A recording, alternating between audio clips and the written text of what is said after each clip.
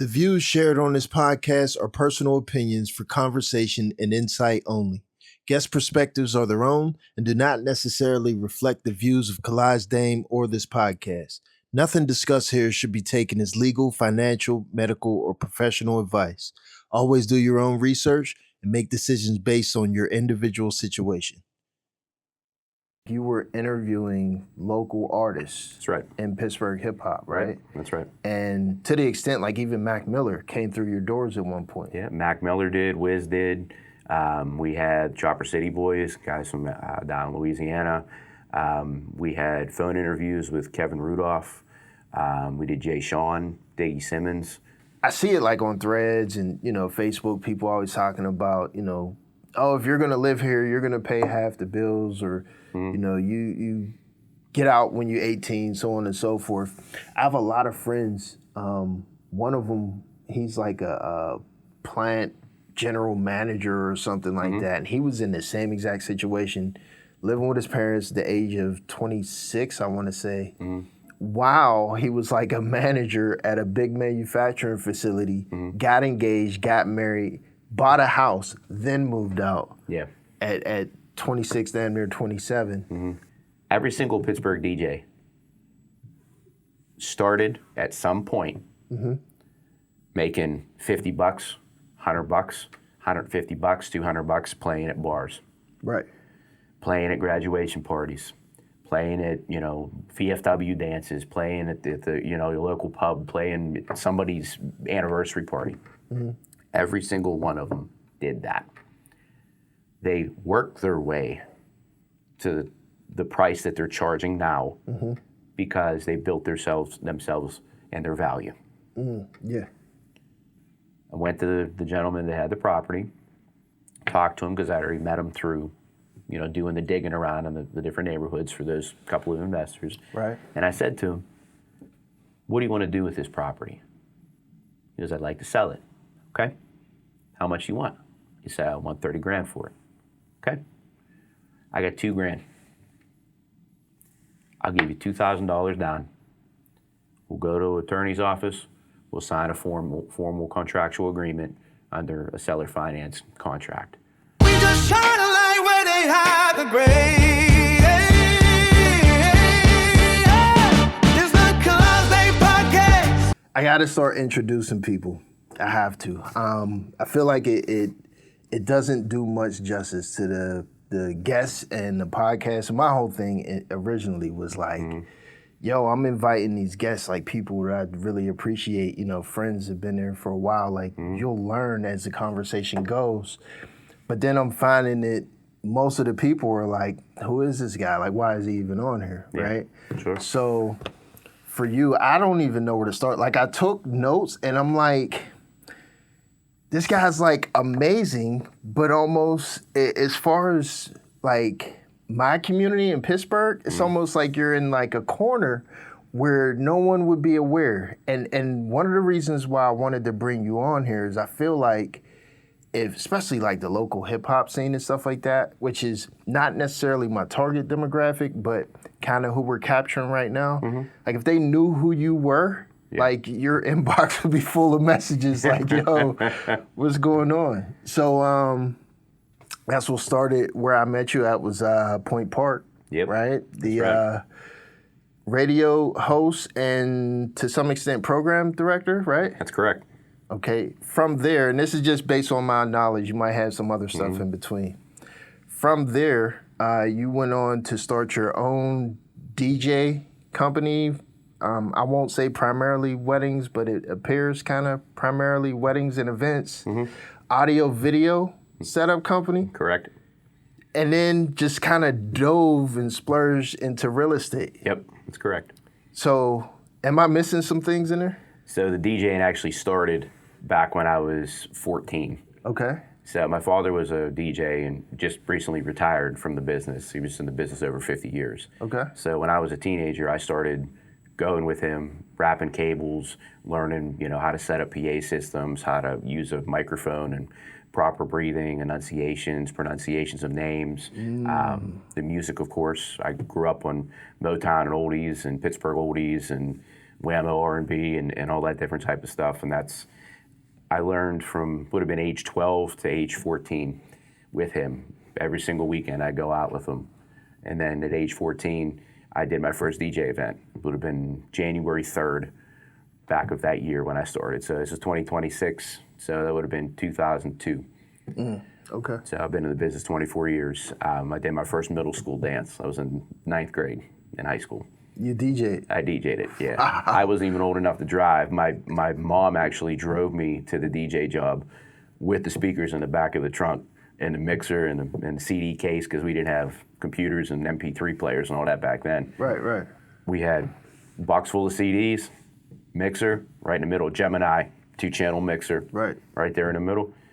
2 Yamaha 12-inch speakers with horns, no lights, and a QSC amplifier. It was like an 800-watt amplifier.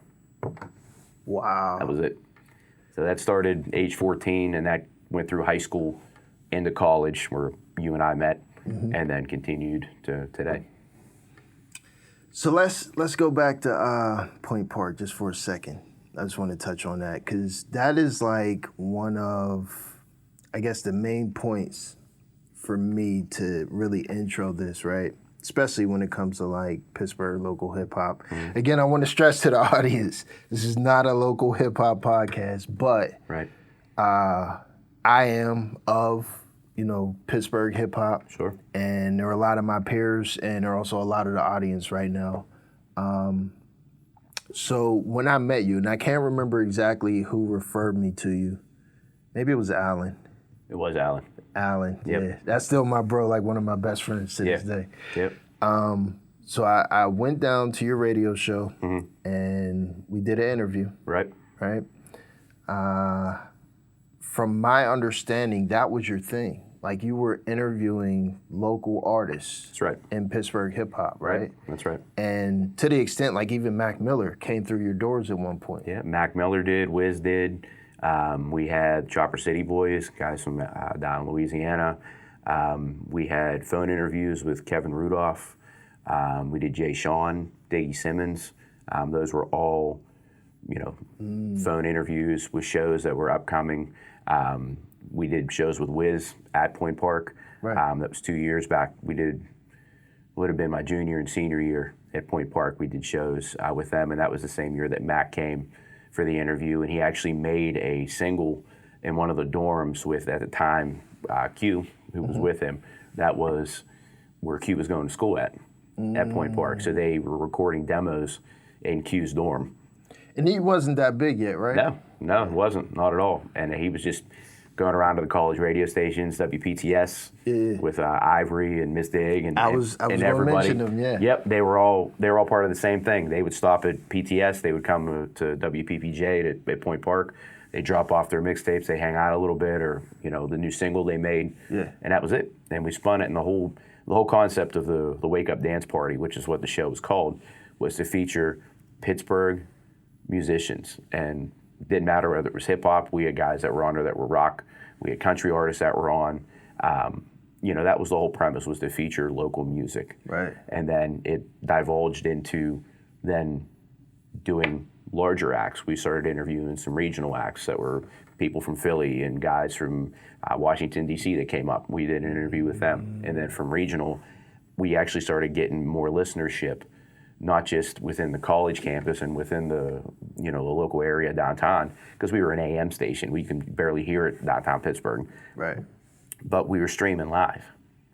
So you could listen to the stream, and we got to the point that we were having listeners call in from DC, people calling in from Harrisburg, Philly, up in Erie, all that different type of stuff. And then when we started hosting actual concerts and shows at the school, I was able to coordinate those because I was the program director at Point Park. Right. And then through the dean of students and the president of the university and everything, we were able to bring those acts in, which therefore opened the gates even more for interviews and communication. We actually were involved with bringing some of the original Real World members in back when it first started. The MTV show? The MTV show, yeah. Wow. We brought in Brooke and JT and a couple other different people, and they spoke to Point Park students about getting into the media industry and getting into, it would have been early, TV shows, early, real world type, reality shows and all different types of things, which opened that door even further at that point. And then right at that point, I graduated from Point Park, and then the School of Communication bought a whole entire building on Wood Street, which is what they have now. And they're doing, not even just education for, media and TV and radio, but they're bringing in, national talents that are coming in and talking to the students, and TV anchors and radio anchors from, around the city to teach the students. And I was essentially, with a couple other different people, we were the beginners, so to speak, or the groundbreakers of a lot of stuff that started to happen at the university. And that's how that happened. Yep. Kind of going off track from like the written questions interview I got though, but I'm just super curious, and I'm sure someone else is. What does a program director do? So a program director is responsible for scheduling the programming of the radio station itself. Because the radio station had multiple anchors and multiple shows, we would organize the shows on a weekly basis. Like I would have the wake up dance party in the morning. Then we would have a show that would follow that from, 10 to 12 or 10 to 1. So we would schedule the formatting for the week, and then in conjunction with our music director, which we had a music director, we would have either new music, locally involved. We had, of course, the rights and everything to do national music. We got a lot of the college radio music, so CMJ and all that different type of stuff. We would feature new artists from CMJ. We would feature new artists locally. And then, of course, our regular radio background, which was essentially a mix of 80s, 90s, and current music at the time. That was our demo, so to speak, that we would play. I'm curious about something. So I was thinking back, it came up that I was on Whammo for like Battle of the Beats, right? And this is when I was really young, like early in my career, so I didn't have anything registered or nothing like that. And they just kind of take your CD and they throw it on. Especially like at Point Park where you were in that position. If someone has their song registered, like BDS and stuff like that, will they actually get paid like for it being played on college radio? Or do they have to like submit it and it be registered a certain way? It has to be registered and then submitted, whether like CMJ, when those artists and that music would come through CMJ to us, those artists would get paid for that. So anything that came through like the college music scene came through. When I graduated and left, Wiz's music was coming through CMJ. So at that point, like if someone gives you a CD, like, hey, can you play this? Yeah. If you play it, they wouldn't necessarily get paid for that. Like it has to be distributed through. Correct. Correct. That's how most of the universities were set up, because they're essentially it's a school radio station with an AM or FM signal, but it was governed and organized for educational purposes, because you could have a radio show, you could be taught. It was overseen by the university. It was overseen by the media director for the school, and all that different stuff. So it was, that's the gist of it. But the people that did come through CMJ and went through that channel of distribution and all that, they got paid per rotation. That's why, at least for CMJ, because that was our primary at that time, primary source, we had to play at least in between 2 and 4 CMJ songs per hour. And the rotation showed what it was, and every single time you would see that song play, let's just say it was like, I don't know, Shinedown, which was a rock band, which was popular back at that point. They had a lot of stuff coming through at that time, so we would hit them, maybe twice in the morning with, different hits, and then twice in the afternoon, but it would show on CMJ at the end of the day that they went through rotation 6 times. And CMJ, like, that's basically a distributor for college radio. College radio. Yep. That And makes sense. there was hip hop, there was rock, there was country. That's why our station was so broad based when it came to music in general. You could hear me in the morning doing, local hip hop and top 40 hits and hip hop hits, but also you're going to hear CMJ stuff that's coming out that's new hip hop that's submitted through college radio. Yeah. That's interesting. I remember one of the big things, I want to say maybe early 2000s, people would always say one of the best things you could do as an independent artist was set up like a college tour. where you would, I guess, call, set up with different promoters and stuff, like, and because apparently colleges are always looking for something to do for the kids and stuff, planning events and stuff. So you find an event coordinator or planner at various college campuses, contact them, hey, I'm gonna come through, you know, let's set something up. And then they would stop at the local radio station. Right. If that's the case, I don't know like how an independent artist would contact to get to distributors. Because I know for me at least, when I tried to contact like regional distributors, it was like, no, you need this amount of budget or this amount of pressed up, you know, albums or something. Right. Like there was some standard that I was way too small to fulfill in order to be able to be distributed. Right.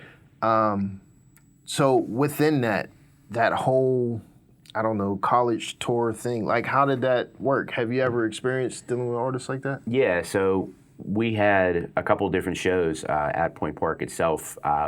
They weren't hip-hop based. We had a couple actually rock-based shows come through, and they actually were sponsored by CMJ. So CMJ was doing the college tour through Pittsburgh. They would do it through various cities at a time. They would do what they would call like regional pushes. Right. So they would push, you know, I'd just say Shine Out, use those guys as an example. They would push them through Pittsburgh, Philly, Harrisburg, Cleveland, the Ohio market. And they would come through and do either an interview or they would do a show and an interview at the school. And that's how a lot of the shows now roll through a lot of the universities. Not necessarily CMJ now, but you saw just recently T-Pain was at Pitt. Yeah. And T-Pain hung out and did all different types of stuff for the university. He did promo stuff for the university. He did autograph signings for the university. And there was all stuff that was pushed through what he was doing. It was not just a show. I mean, it coincidentally all coincided with, you know, Pitt's outdoor homecoming and all the different stuff they were doing. But it coincided with their media and everything they set up through the school. And that was a push because he went also after that and did other colleges all within 150, 200 mile range of here after that. So it's still a relevant... It's still a relevant thing. There's just different companies now that are in them. So like for a local artist now, relevant to the point, you know, they can, I don't know, I guess at least contact the distributors to see what, you know, the requirements are to be distributed, but, you know, try to set up college tours and stuff like that. That's college, high school and college tours. If you're looking for that demographic, and that's the demographic you want to push your music to and focus your music to, they're the demographics that eat up the most when it comes to music, to merchandise, to, you know, following, and especially on social media platforms and stuff like that. I mean, you can use, even now, you can use like the EDM scene and you know, the more progressive stuff, you know, into your dubsteps and your all different types of, you know, genres of that music. Right. Now, those artists aren't necessarily in the top 40 unless they're, you know, huge, like Afrojack or Tiesto or somebody like that. But they're doing college shows. They're doing high school major homecomings. They're doing, you know, outdoor bonfire events for 5,000 kids. There was just a video of, I believe I was watching it on Facebook.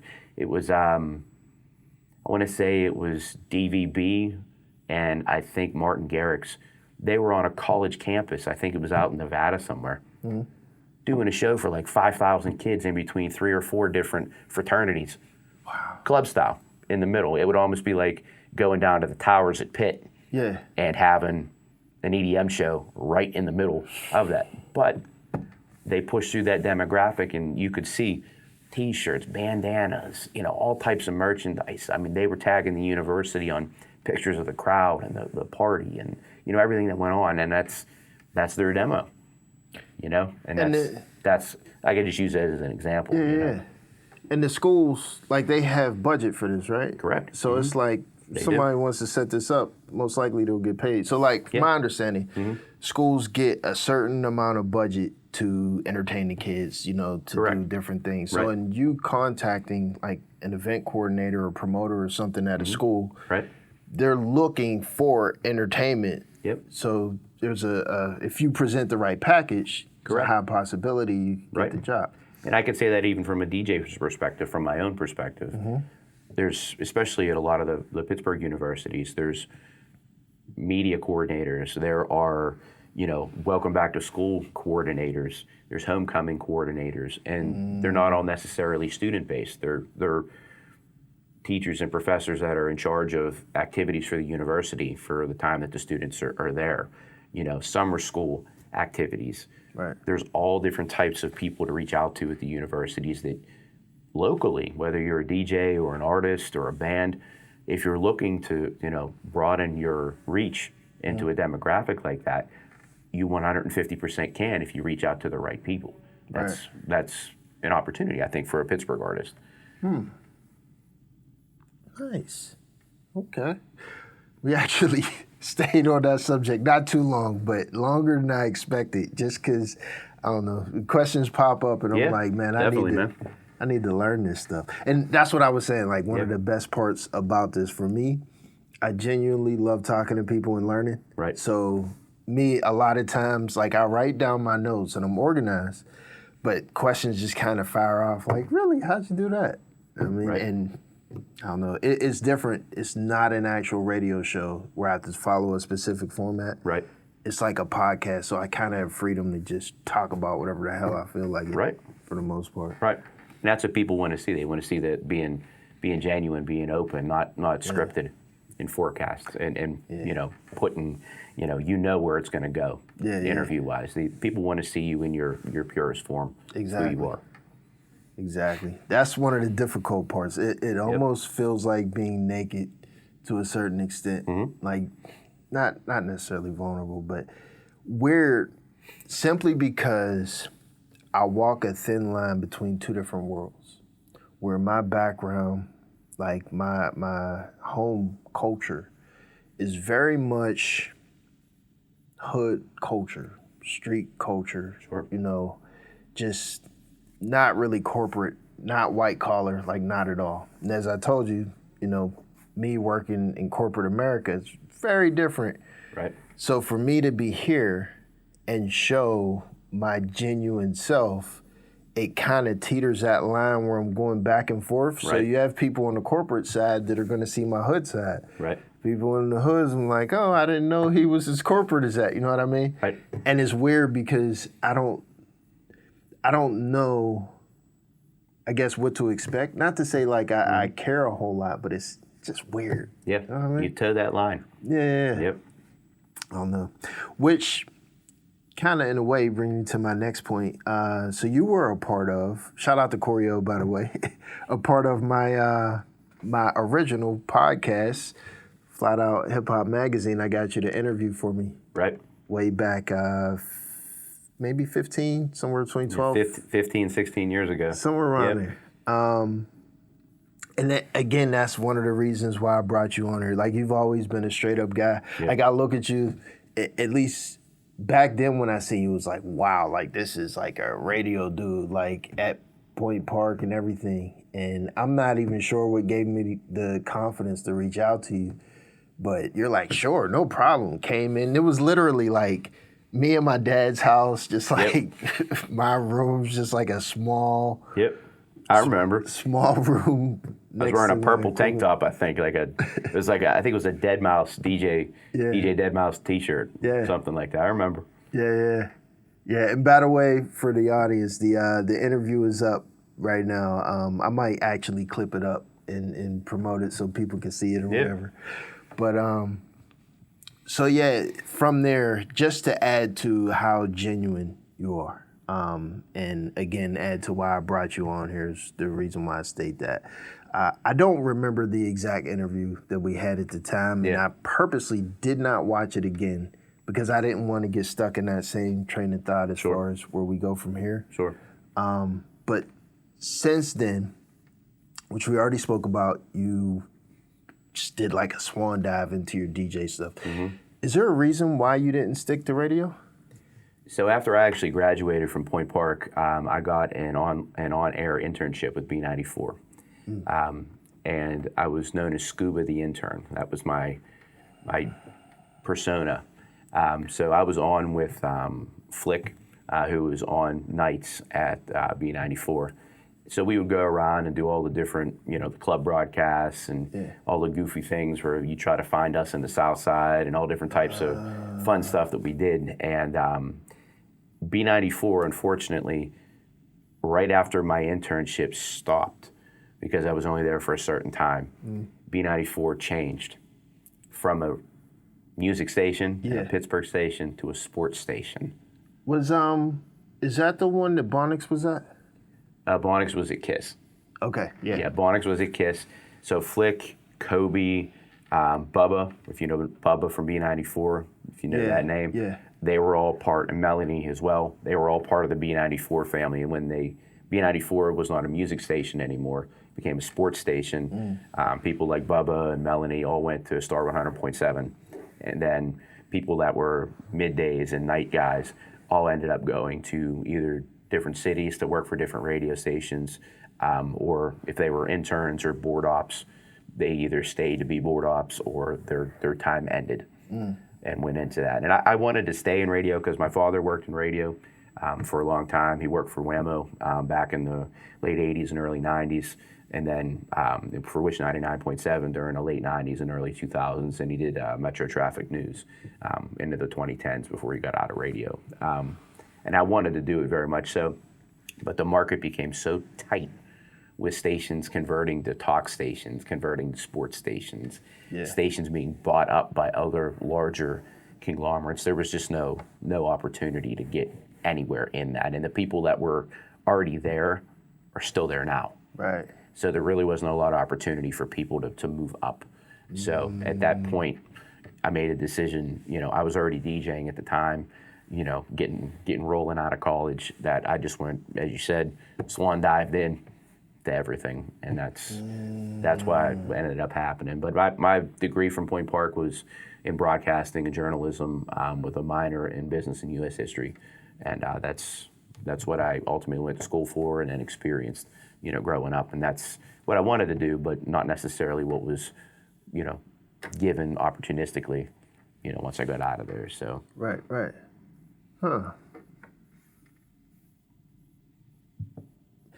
That's interesting. The transition. So like there's in transitioning from working to self-employed or entrepreneurship, there's always the issue of like, I need money to take care of X, Y, and Z. So use me for an example. So right now, I have this podcast, and ultimately at some point in the future, it's like, if we make enough money, I'm gonna try to transition out of my job, but there's gotta be some transition point. Right. You know what I mean? Like I need to increase this and scale this to a certain point before I can transition. Right. Oftentimes, like now, me being 44, I'm just kind of in this scenario, like in this situation where I have a wife, I have kids, Right. House, all these other things, responsibilities where I need to do it. Right. Was that like easy for you to swan dive into DJing? Like, were you young enough to where you had family to support you, or did you build it up while you worked? So I was at home till we've been age 23, age 24. Okay. So right out of college, I was still at home for a couple years. So I was able to build up that DJ aspect of things. And even out of college, I was working as well as DJing to support the transition, as we were just talking about, into being a homeowner and getting engaged, which right around that same time I got engaged as well. Okay. And while you were still at home with your parents? Yeah. Engaged? Yeah. That is amazing. That is, that I won't say it doesn't exist in the Black community, but it's an extremely weird conversation where, and it goes on online everywhere. I'm sorry to cut you off. You're fine. That's fine. It struck me because I see it like on Threads and, Facebook, people always talking about, oh, if you're going to live here, you're going to pay half the bills, or, you get out when you're 18, so on and so forth. I have a lot of friends. One of them, he's like a plant general manager or something like that. And he was in the same exact situation living with his parents at the age of 26, I want to say. Wow, he was like a manager at a big manufacturing facility, got engaged, got married, bought a house, then moved out. Yeah. At 26, damn near 27. Like, do you feel like that? I guess you were going into it more so, but I'm just curious, like, was that, like, pinnacle, like, really needed for your success? So I feel that having that structure a little bit later into your development, especially after age 18 and going through college and all those different things, that structure for those 2 or 3 years, I think, is absolutely critical to give yourself a chance to not just only grow from a personal standpoint and to being able to develop, the ability to get up in the morning, go out and work, and then come back and get up and do it again. Or in my case, I was working a full-time job at the time and I was DJing, so learning how to juggle both schedules. And then at that time, I was already dating my wife at the time. She was my girlfriend at the time. Right. Being able to separate time and have time for her and family and her family and so on. So I think that those few years after, either high school or college, being home or even close to home is critical to the success for a person coming out the gate.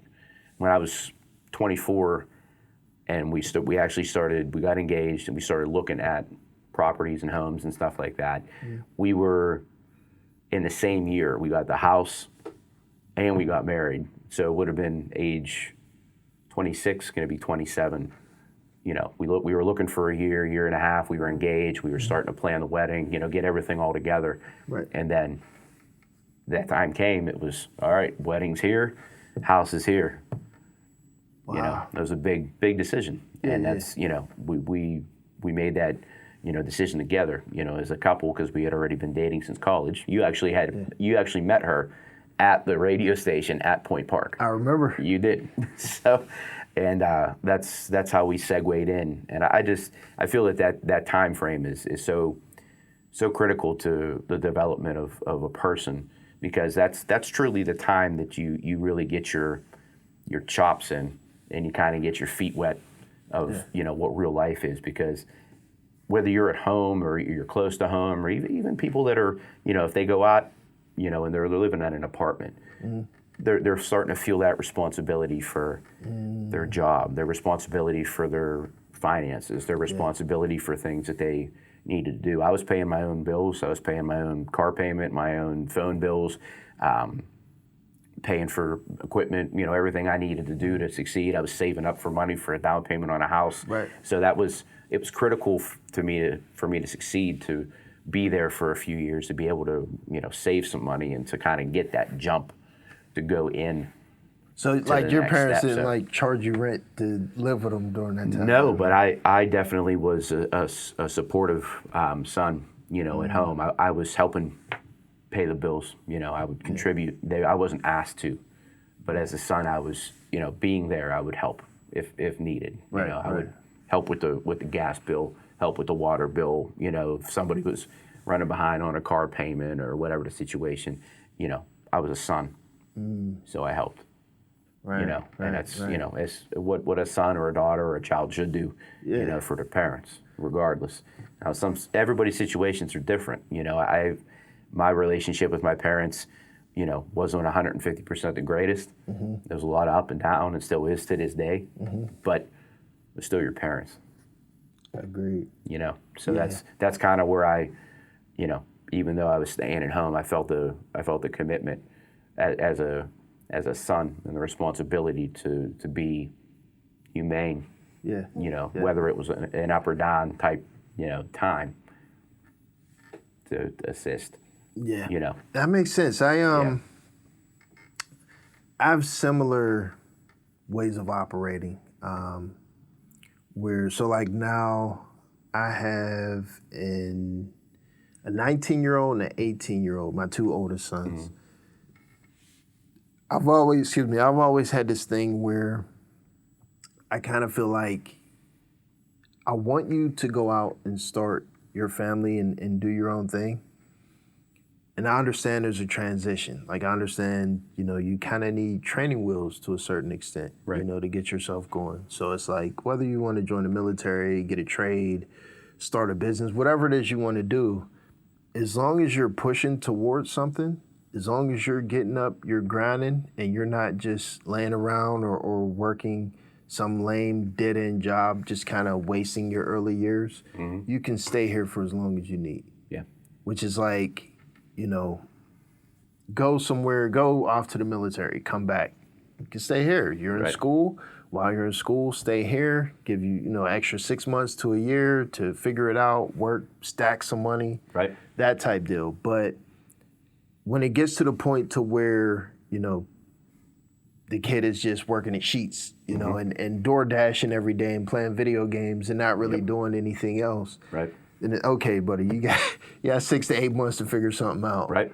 I agree 100%. And I can speak from running my own businesses. What I'm seeing now with the younger generation coming up, workforce-wise, and people that want to grind, want to hustle, and want to get out, and whether they're developing their own business or they want to go work for somebody in something that they're interested in, I feel, let's take it back 15 years, the hustle and grind and wherewithal and the confidence to want to do something with your life in those early years. 15 years ago, it was there. Not there anymore. Last 5 years, it is not there at all. Yeah. And if it is, it becomes two different things that I've seen so far in running my businesses and working with people at younger ages. They either feel as if they are entitled to what a person that's been grinding and doing it for 15 to 20 years monetarily is getting immediately right off the get, which it doesn't work like that. You have to start at the bottom and work your way to the top. Or, and I've experienced this as recent as a few months ago, they feel as if it's too hard. And I was brought up in an Italian household. I was brought up with family members and parents working 2 and 3 jobs and barely seeing them because that's what you had to do. Yeah. So, I mean, you and I are similar in a lot of different ways. So not seeing that in the upcoming generation, I think is a problem. Yeah, I agree. Personally, and regardless of what profession, whether it's the trades or whether it's something AI based or social media based, because we're in the generation of technology right now. You have to have that drive. You have to have that want, that grit, and that grind to want it. You can't just, okay, I went to work, I'm gonna go home and sit and play video games all day, or I'm gonna go work for 2 days this week because I don't really want to work anymore. I personally, from a business perspective and a business owner's perspective, and then from a personal perspective, can't wrap my head around that at all. I'm right there with you, bro. At all. I don't get it. At all. I don't understand it all. I feel as if in the last 5 years, and I think there was a lot of factors that played into this change with the generation. I think that social media, I think that, not experiencing actual labor jobs, critical thinking jobs. That's a huge one. As well as what happened to everybody during COVID. Yeah. A lot of those kids in that high school range, a lot of those kids that were early starting college, the first 2-3 years of their time of being out of their home or being in school or whatnot, they were stuck inside on a computer screen. Yeah. So not only did it affect their work ethic and work ability, it also changed them socially. And I can see that just by the way they interact with people of an age of maybe 5 years or 10 years older than them. Yeah. They can't even hold a conversation with them. You know what? So it's a unique time. I would definitely 100% agree with that. Yeah. I almost want to say and blame it on the internet in general. I forgot who I was talking to. I was talking to somebody.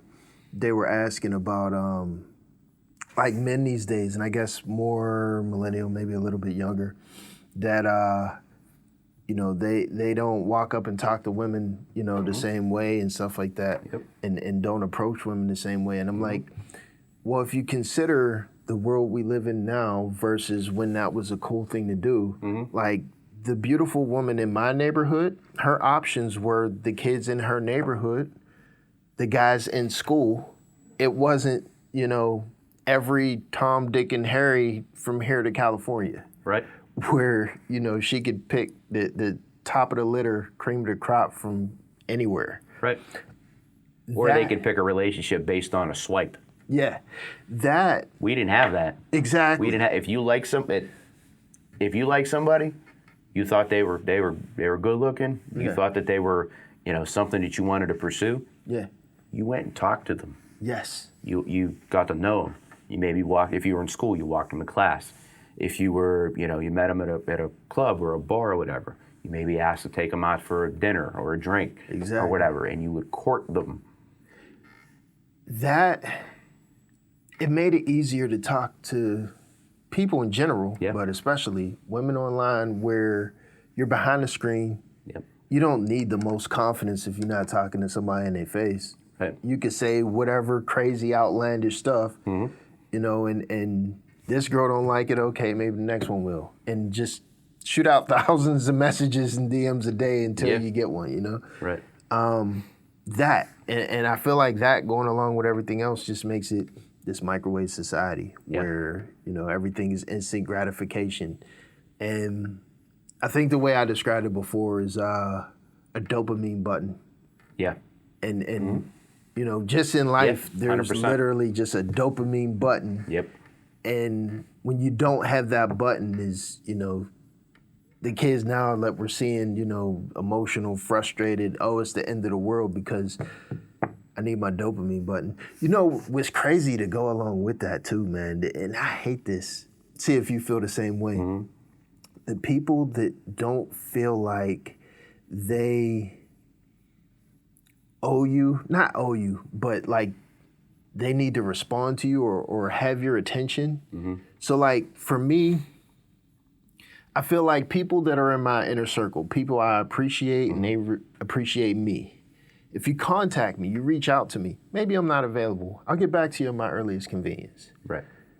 I feel like it's almost disrespectful for someone to contact me and I'm just sitting there chilling. I look at their number, don't pick up the phone, and wait a few days to respond back to them. I agree, 100%. And there's this thing going around that people are saying, oh, I don't owe you my attention, I don't owe you my time, blah, blah, blah. I'm like, that is so disrespectful. Like, to not value that someone values you. Right. It's crazy to me. I 100% agree with that. That's and it goes back to being humane and even more importantly, being somebody's neighbor. Yeah. Whether it's a friend or a family member or somebody you just met sitting at the bus stop, that person's a human. Yeah. Yeah. That person's got feelings, that person's got responsibilities, that person's got a life, that person's got stuff going on that you don't know. Exactly. That phone call that you just alluded to, that phone call could be something that they really needed to talk to you for. Man, you know what? You know, that phone call could have been something that would have been beneficial to you to answer that phone call. Yeah. That could have been somebody's, you know, time that they really needed to talk to somebody, you know? And, you know, I'll say it straight out, and I said it in an interview a while ago, but it'd be like 6 years ago, I got diagnosed with high anxiety and adult ADHD. I never knew I had it at all. Once COVID hit, you know, I lost a lot of DJ business, you know, a lot of things shut down. So, you know, a lot of things happened for a lot of different people, whether it's emotionally, people physically, mentally, all that different type of stuff, because things changed, life changed. Yeah. You know, I was just starting to raise my son and all that different stuff. It took my wife to say to me, you need to get checked out. And it took me, would have been 2 months or so after getting checked out and, you know, getting myself right, getting myself together, I reached out to somebody that I valued, that I knew already had the same type of stuff going on personally. So I reached out to him, and he blew it up on social media in a positive way. Oh, okay. To support, you know, somebody that was having an issue. Right. And lo and behold, it'll segue into some of the stuff we will talk about. That same person, and I won't mention him because he's just a private friend. That same person, the week after he blew that post up, brought me to his business. And we sat and talked. We just talked. Nothing business oriented, nothing, anything. We just sat and talked hours on end about just personal feelings, what you're going through, what you're doing. And I talk to him every once in a while. He and I have real busy lives, you know, with multiple businesses and stuff like that. But that person, if I ever had to reach out to somebody again, going back to that phone call, he'd be the one to answer. So if you're thinking about it, and that thing going around now of people, you know, you're not deserving of my time. You haven't valued my time. When that person really needs something, the person that really actually does care will be the one that picks up the phone. And you know what? I feel like you touched on a few things. I kind of want to connect some dots here that are going on in my head. Yep. So that relationship, did it start like as a business relationship? It did. Yeah. So what I hear in there, is extreme networking skills where forming bonds, forming relationships. So like, for example, like you and I started, you know, just an introduction, you know, business-wise. Hey, you know, me interview here. All right, I'm going to interview you. Right. To the point where now I could give you a call like, hey, man, let's go grab some wings, grab a drink or whatever, right? Right. You have that situation where, you know, a friend, business relationship turned friend who was there in your moment of need, had a long conversation, however you helped each other, whatever, worked out better. But overall, in general, you have that networking, but you have something that, integrity, that's the word. Integrity and just that, like appreciation for each other. Right. Where you know you can depend on him. Right. He knows he can depend on you. So even if it's a personal relationship or whatever, you know, if I'm contacting you, you're not answering. Right. Well, my trust in you has now gone down. Right. You know, I can feel like I can't depend on you if I'm calling you and I can't reach you. Right. So now you're cut out of, you know, that loop, the standard. So now I'll move on and connect with someone else. And that's kind of how you form your inner circle, right? Right, that's right. That's always my response to people. Like, it's fine if you don't want to respond accordingly or ghost me or however you feel, do what you need. That just lets me know that you don't want to be in my inner circle. You don't value me as much as I value you. Right. Maybe I should diminish my value for you a little bit. Right.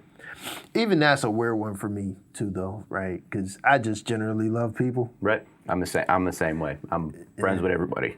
Always have been, always will be. It doesn't matter who you are, where you come from. Yeah. You know, we're here. We're all here for the same reason. Yeah. We're all here for succeeding in life. Yeah. We're all here for our families. We're all here to do well, and we're all here to do the best we can in what we do. Right. So why not support each other? There you go. Why not? So how do we help these younger generations that are just kind of like weak-minded, maybe? I was just thinking about this actually on the way over here. I think that there needs to be a group of people, specifically, locally, that step up as not just leaders in the community, but mentors to people and to kids that are interested in what they are doing. And I'm speaking on a career sense and a career, you know, path. education and going to school can teach you things, Yeah. but books can't teach you things that real life teaches you. Right. Right. And if you sit there and you really want to be a mechanic, right? You really want to learn. You're just heart set on it. Mm-hmm. But maybe you don't have that confidence to go out and ask a seasoned mechanic to shadow him for a month or a week or a couple days just to start to understand, what goes into it. Mm-hmm. I think that there needs to be a group of people, and specifically in this city, in each profession, that dedicate some time to just mentoring the kids for their professions. Teach them. You know what? So my mind literally went to when you explained, you living with your parents, getting engaged, your DJ business all off the ground, like that training wheel stage, becoming Exactly. an adult. Exactly. Like if there was a way to provide that Right. to like other young adults. And think about it like this, and this is how I've always thought about it, and you would agree, I think, as well. More and more these days,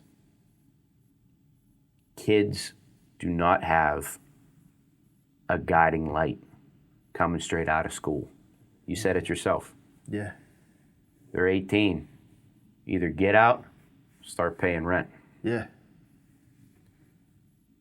Kids don't have a guiding direction, whether they know what they want or they don't know what they want yet, because again, they're still young. I know when I was 18 years old, I didn't know what I wanted. I knew what I liked, but I didn't find out and really pursue what I wanted until I was a sophomore in college. I had a couple years where I was just like, what am I doing? Right.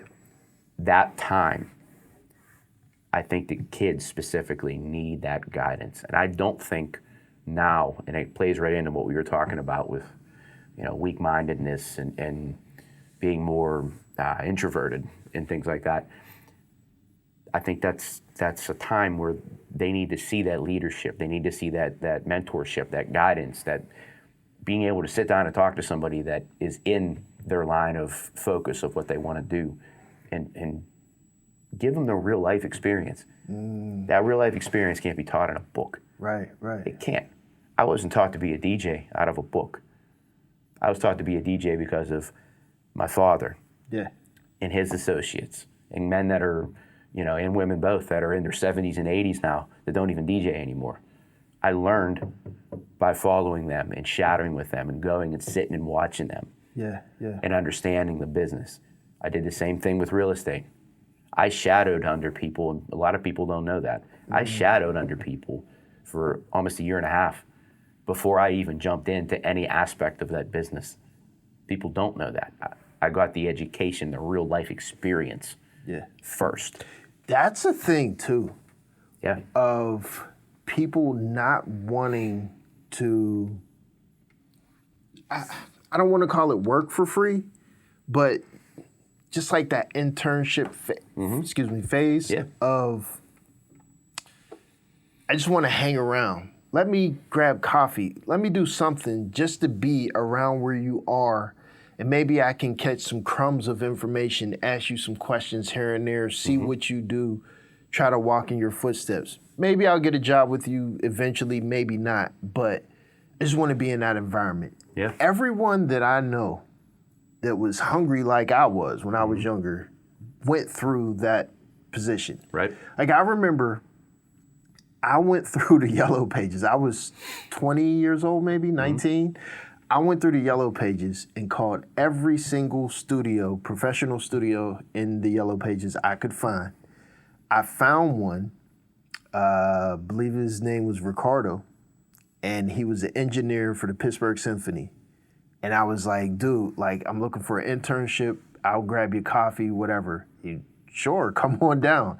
And I got an internship with the Pittsburgh Symphony. Yeah. Where I got to hang out with him. He showed me the equipment. I got to watch the symphony practice and stuff, like in their practice theater. Right.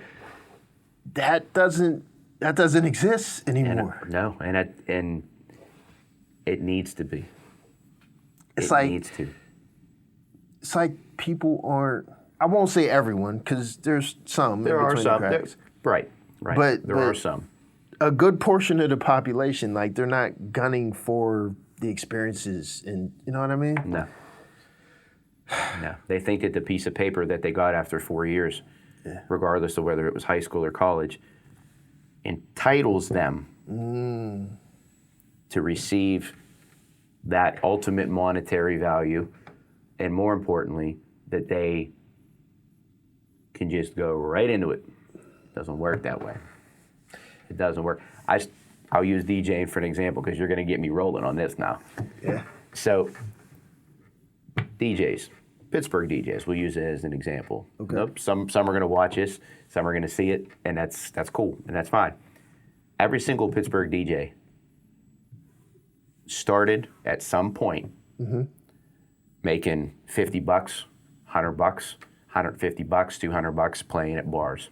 Right. Playing at graduation parties, playing at, VFW dances, playing at the your local pub, playing at somebody's anniversary party. Every single one of them did that. They worked their way to the price that they're charging now because they built themselves and their value. Yeah. There are DJs, kids that go to school, men and women both, they go to school for DJing or go to school for music, come out, want to be DJ.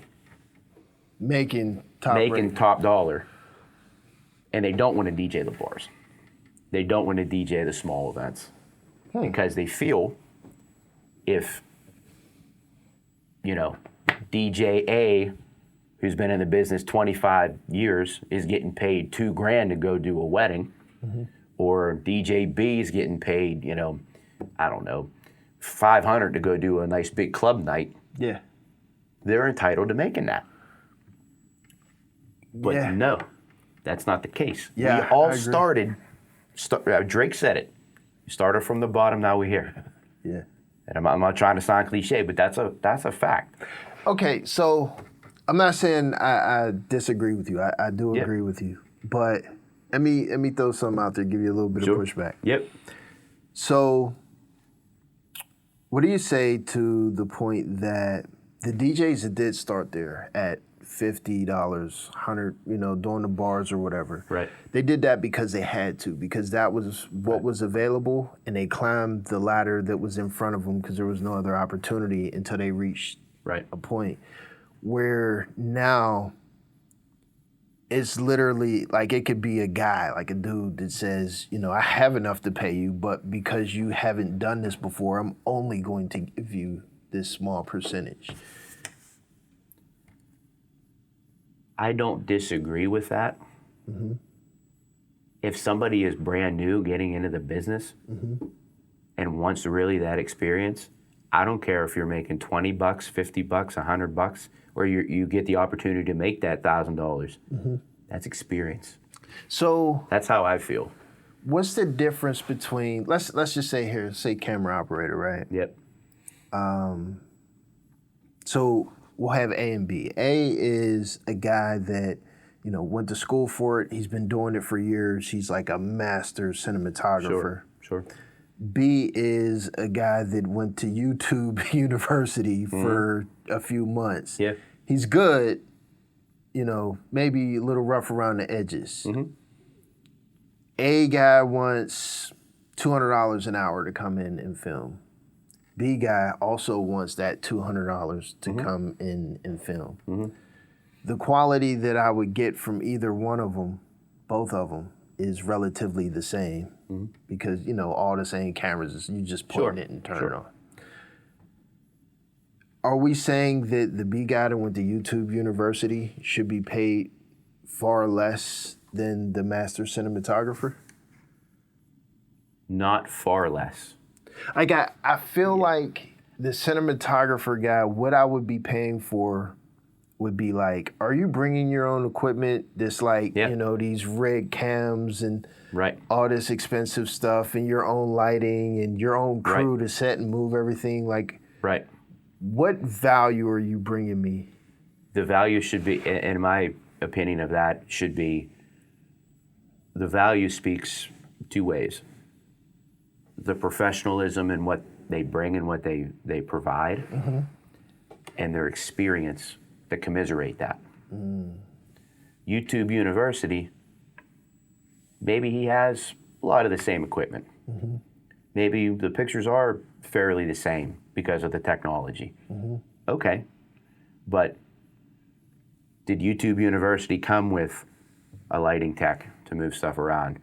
Are they spending, 30 hours after that doing, touch-ups and editing and all that different stuff? Or did they just put it into an app and let it create itself because they went to YouTube University? Yeah. The value of the whole product justifies, I think, the difference in price. Not ability, but value. So, is there a way to charge just for that value? To say,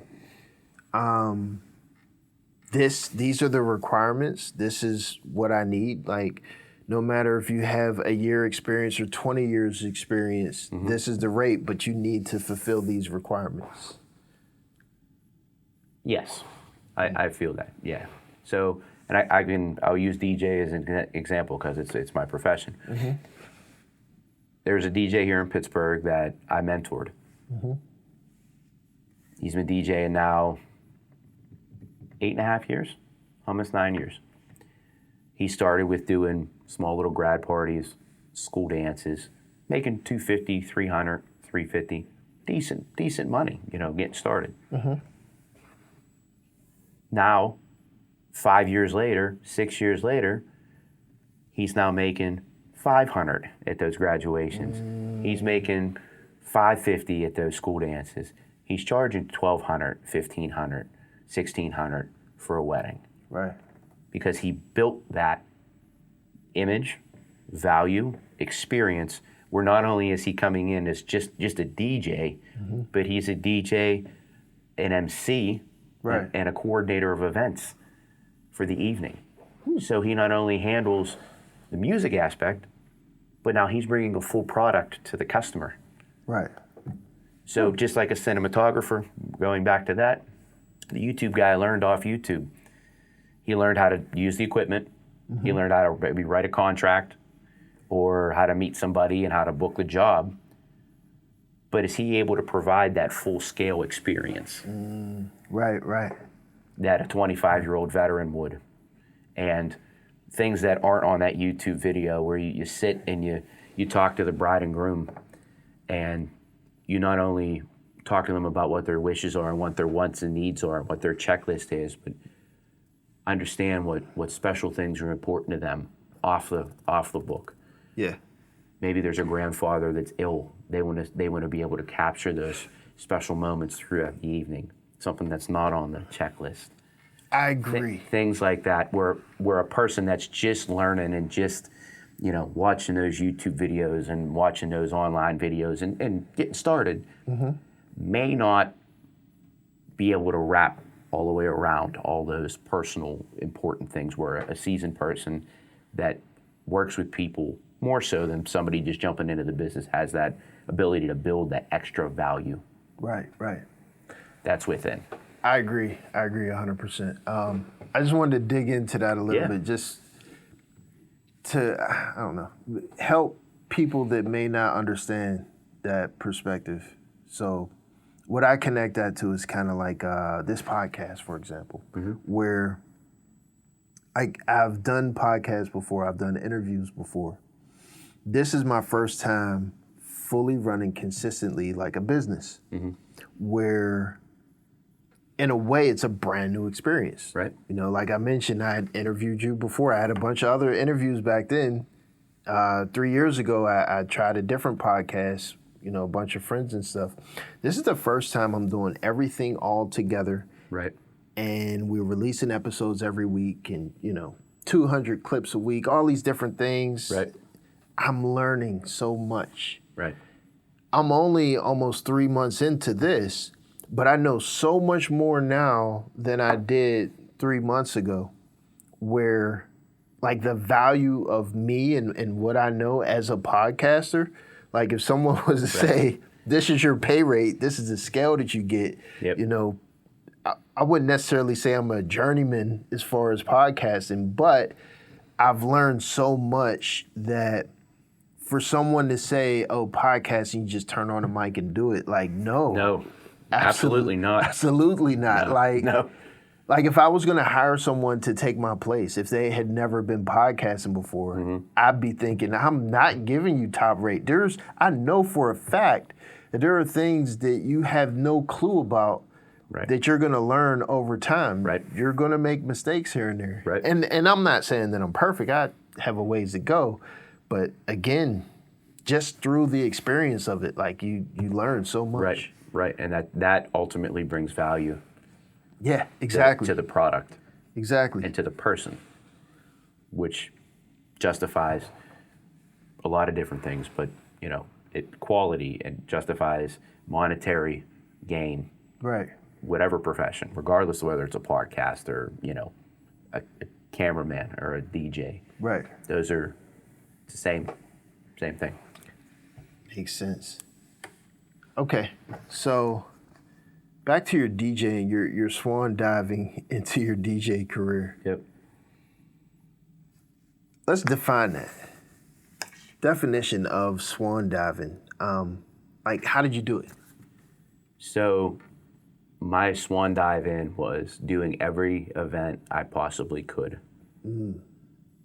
Any day of the week, anywhere that they needed either sound, PA, or me to DJ, I was there. Was it like any cost? Did you have like a certain amount that you wouldn't do it for? So no, I literally, when I first started, and it would have been from roughly age 14 and 15, I started booking for $50, going and setting up speakers and at a town hall because they were having the mayor talk. Okay. Or I was going to go and I rented out speakers for a Christmas, celebration. Or I DJ'd for a high school marching band parade.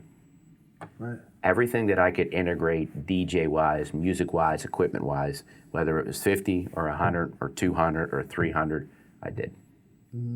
Because I wanted the experience. I wanted the diversity. The hours. The grind, the grit. I wanted to feel it, experience it, see it, succeed and fail at it. Right. Because I wanted to see what I could do. That was my biggest thing is I wanted to do as much as I possibly could to see what I could either grow in, what I needed to work on, and ultimately where I was going to go with it, with the business. Because I know it's what I wanted to do. Right. So I jumped into everything. I did weddings. I did, festivals. I did graduation parties. Heck, I even did a 1-year-old birthday party. But it was all experience. And it was experience with people. It was experience with mothers and fathers and grandparents and friends of the family and business owners and mayors and people that were firemen and policemen and just every other part of and every other type of person you could possibly work with. Right. I wanted to gain that experience with the people. How did you get those gigs?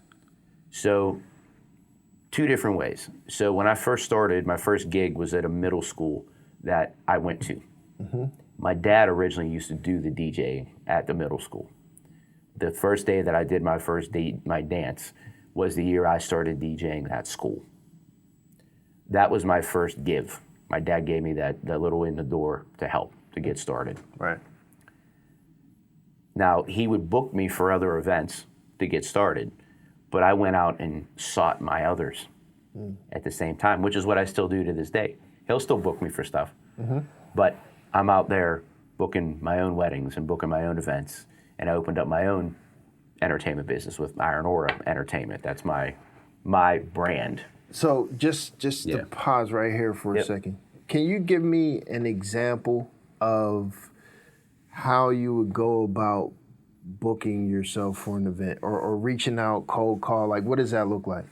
So that looks like going to venue owners, bar owners, meeting with them, having, you know, maybe a sheet of paper written out or, you know, typed out with what your abilities are, what you can do, almost like a resume.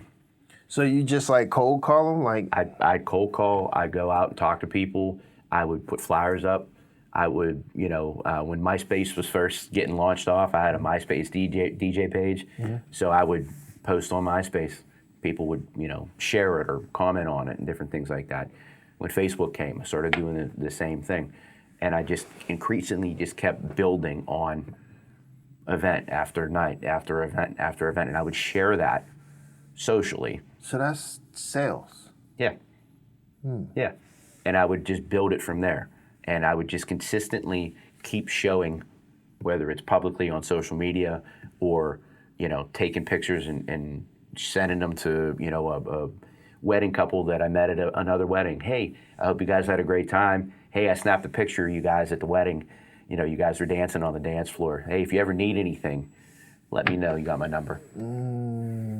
I mean, I'll get that phone call 6 months from now, or even a year or two from now. Right. I'll get that phone call 3 or 4 years from now because I planted the seed. And they call and say, hey, you remember me? You took a picture of me at my cousin's wedding. Hey, me and my fiance are getting married now, and we had a great time at my cousin's wedding. Right. You still DJing, or would you be interested in DJing our wedding? Yeah. Creating that relationship, that seed, that experience and that connection with people. And I consistently do that to this day with people at all events. It doesn't matter what it is. It's just continuous sales and promotion, continuous, nonstop. And that's what the Wake Up Dance Party was. That's in a radio sense. Every week we promote a new Pittsburgh artist or new regional or national artist. Right. Played their music, and every single week we would look for more people to interview, talk to more people, network with more people. We talked before we got started. Alan connected you to me. Right. I interviewed Alan. And so on and so on and so on. And that's, you just build a network. And ultimately it's sales, it's networking. And that's what we did. And that's what I did DJ-wise too. It's the same concept. If I went and, you know, did a sound gig for, you know, maybe a shopping center. They were having a store opening. They needed some speakers, right? Okay. I'll give you the speakers and I'll give you a fair rate. Do you do anything else here at the shopping center? You know, any special Christmas things or anything special for the holidays or anything? Well, yeah, we do like a Christmas kickoff to the season type thing. Well, if you ever need speakers or if you ever need a DJ to play holiday music or anything like that, here's my card. Seed. Right. Every single event, every single time. So it's like every person or business is a potential customer. Correct. And everybody that was there at that event is a potential customer. Right. And if you do right by those people, whether it's a single customer, like a wedding couple, or if it's a school, like a school event coordinator, or a venue that you do right by, what's the best way of promotion nowadays? Word of mouth. Exactly. Yeah. What's always been the best word of promotion or best way of promotion? Word of mouth. Word of mouth. Yeah. That business owner talks about, hey, that guy did a good job for us. We're going to have him back. Hey, we're booking that new restaurant, right? That new restaurant that's moving in down at the shopping center. Hey, give him Steve's number just in case they need anything. Hey, I got a phone call 3 years later. Hey, you did some work for the guy who owns the shopping center. We're having a restaurant opening, or I need some speakers on my ceilings for my restaurant for background music. Right. Same concept. So this kind of goes against that whole instant gratification concept because you're slow grinding and gradually building out. Correct. Where it almost seems like what's going on in today's society is like we talk about. It's like the opposite of that. It is the opposite. Where, probably you could say like most businesses that are probably failing now are because they're trying to do too much and they're not doing that. They're not building slowly and spreading out. Right. Interesting. Yeah, that's one of the things that I'm being patient now. I definitely look at my analytics like every other day Yep. to see, what it's doing. But Yep. even with that, like when people have their own pages, influencer or whatever, it's still the same concept of spreading out. Like Right. this person likes it, their algorithm gets filled with your content. It pushes it a little bit further. Right. Every day you might only be getting extra 10 views a day, but a month, 2 months from now, it's going to be Right. spread out to here. Right. And it's the same concept, like you Right. said. If you treat every business and person like a potential customer, Correct. the word of mouth is working behind the scenes in ways that you probably can't even imagine. Exactly right. And that's how business grows, regardless of what it is. Who taught you that? My father. Nice. That is, And my grandfather prior to that. yeah. But So- both my father and my grandfather, aside from their jobs that they had, were self-employed. So was it like just something they instilled in you? Or was it like, hey, Dad, I want to DJ. What do I do? All right, do X, Y, Z. It was just instilled. It was instilled. And when I showed the interest to become a DJ, I asked, wasn't told. I asked to go with him because I wanted to learn. And I liked it. And then as it went on from age 12, 13, and 14, I got to love it. And I enjoyed it. And when I did my first jobs, he didn't, aside from learning what he did over those 2 years and watching him, he left. I went to the job, my mom dropped me off, he checked in that I was set up, he left. There was no hand holding. You like it, you love it, you want it, do it. And he walked out. That was it. And that's how my life was growing up. Right. You want it, you love it, you want to get it, do it. I gave you the opportunity to learn, now apply it. And that's how I got started. That's dope. And that goes right back and ties right back into what we were talking about with the mentorship for today's youth. Yeah. You like something, you love something, you want something, you need that person to show you. Doesn't have to be for a long time.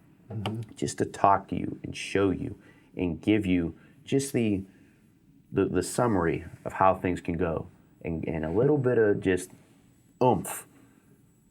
You want it, you love it, you like it, go get it. I feel like there's a certain amount of,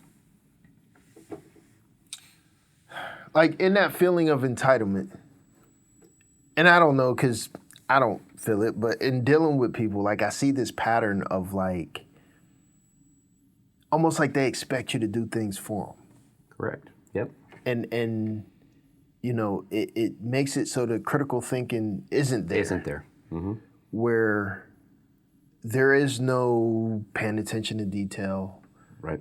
There is no problem solving. It's, even if you put them in position, of course not all of them, but the people that are like this, if you put them in position and you say, watch me, this is what I do. Okay, now you do that. And a lot of times they'll just stand there scratching their heads. I can't figure it out. Like, well, were you paying attention to what I did? Yeah. You literally have all the tools in front of you. Like, here's scissors, here's the paper, cut the paper. I can't figure it out. Yep. And it almost, I've dealt with people like that. It almost makes me feel like, are you doing it on purpose? Like, is this a joke? You know what I mean? Yeah. Where, like you said, a mentorship program, like I've tried to mentor people like that, where to me it just seems endless, like hopeless. Like, I don't know how to help someone, that doesn't want to help themselves. Yeah. Yeah. But verbally, they express that they want to help. Right. You know what I mean? Like, where from my position, it's like I can't really tell if they really want help or don't because their actions are so unfamiliar to me. It seems like they actually don't want it. They actually don't want it. And then I think that, again, that ties back to you know, what we talked about over the last like 5 years or so with people not having to how can I say this? Not having to go and get it on their own. Where your upbringing was, and we talked about it. You wanted it, you had to hustle. Bro. You had to hustle. Bro. Dude, you know that. I was 13 years old shoveling snow to buy my own video games. Yeah. Like, it was a thing for us. Yeah, I know. Yeah. And I learned 12, 13, 14, I would walk to school with my music case, carrying it to school, just so I could play music on the morning announcements at school. And Good Morning Baldwin High School, just because I wanted it. Wanted it, right. I wanted it. You know, and that the people, and it ties right back. That was never taught to this generation that we're talking about now. Right. They were never shown to want to hustle, to grind. And that, I think from a mentorship perspective, not necessarily the profession, but that needs to be reinstilled. Yeah. Okay. So, as a DJ, swan dove into your business. Yep. Every person that you meet, every business that you encounter is a potential client, right? Did you start as just like, I'm gonna DJ whatever, and then you found weddings to be like more lucrative? Like, was that a target for you? So it wasn't necessarily a target, but because of my age at the time, especially like 21, 22, 23, 24 in that time frame, I was as old as the bride and grooms. So I could, at that time, I related a lot to them because I was the same age. Right. We listened to a lot of the same music. So I tended to lean towards a lot of weddings. I still do bar mitzvahs. I do corporate events. I do club nights. I do festivals. I do carnivals, all different types of stuff. School, like outdoor celebrations and all different types of stuff, still to this day. But because, especially coming up through my 20s, I leaned towards those people that were my age because they were people that I could align with on a mental scale. So I lean more towards weddings. And yeah, they are more lucrative. Everybody knows that, especially that's a DJ in Pittsburgh and people that are musicians and photographers. It's a very lucrative industry in general. And there's other types of events and stuff like that are lucrative as well. But, you know, that's something that there's always weddings, there's always events, there's always engagements, there's always bachelor and bachelorette parties, there's always, you know, after wedding parties, you know, the after hours. There's always tons of stuff tied to weddings. So I tended at that time to lean into that because of my age. And still to this day, I still do a lot of weddings in general. But I still plant those seeds. I'm still doing middle school dances, still doing high school and college events. Really? Oh, yeah. Yeah, I just did a high school event this past week. You know what? Yeah, I see you on Facebook all the time where you're like, we're going to South Ed next week and Oakmont and see you there. Yeah, that's the thing. That's the same thing. That's the same thing. I'm either going to the schools in those areas or I'm going to like a public venue in that area, or I'm playing like a community festival, like you know, up north in areas like Katanning and Ford City and Tarentum and all those different places. They have, you know, Thursday night outs, Friday night outs. They have, you know, fall festivals, pumpkin festival, all types of stuff. Yeah. That's exactly what those are. Would you say you use your online presence, social media, to like curate your clients into like your group or your following? Yeah. Like I kind of get that vibe when I look at it. Like every time I post, and since I started in social media, I'm not so much on Instagram and other platforms, but from the ground up when I started on Facebook, I always wanted to have that like grassroots type of following. I've always wanted to have the people that I work for and DJ for and perform for to be my followers.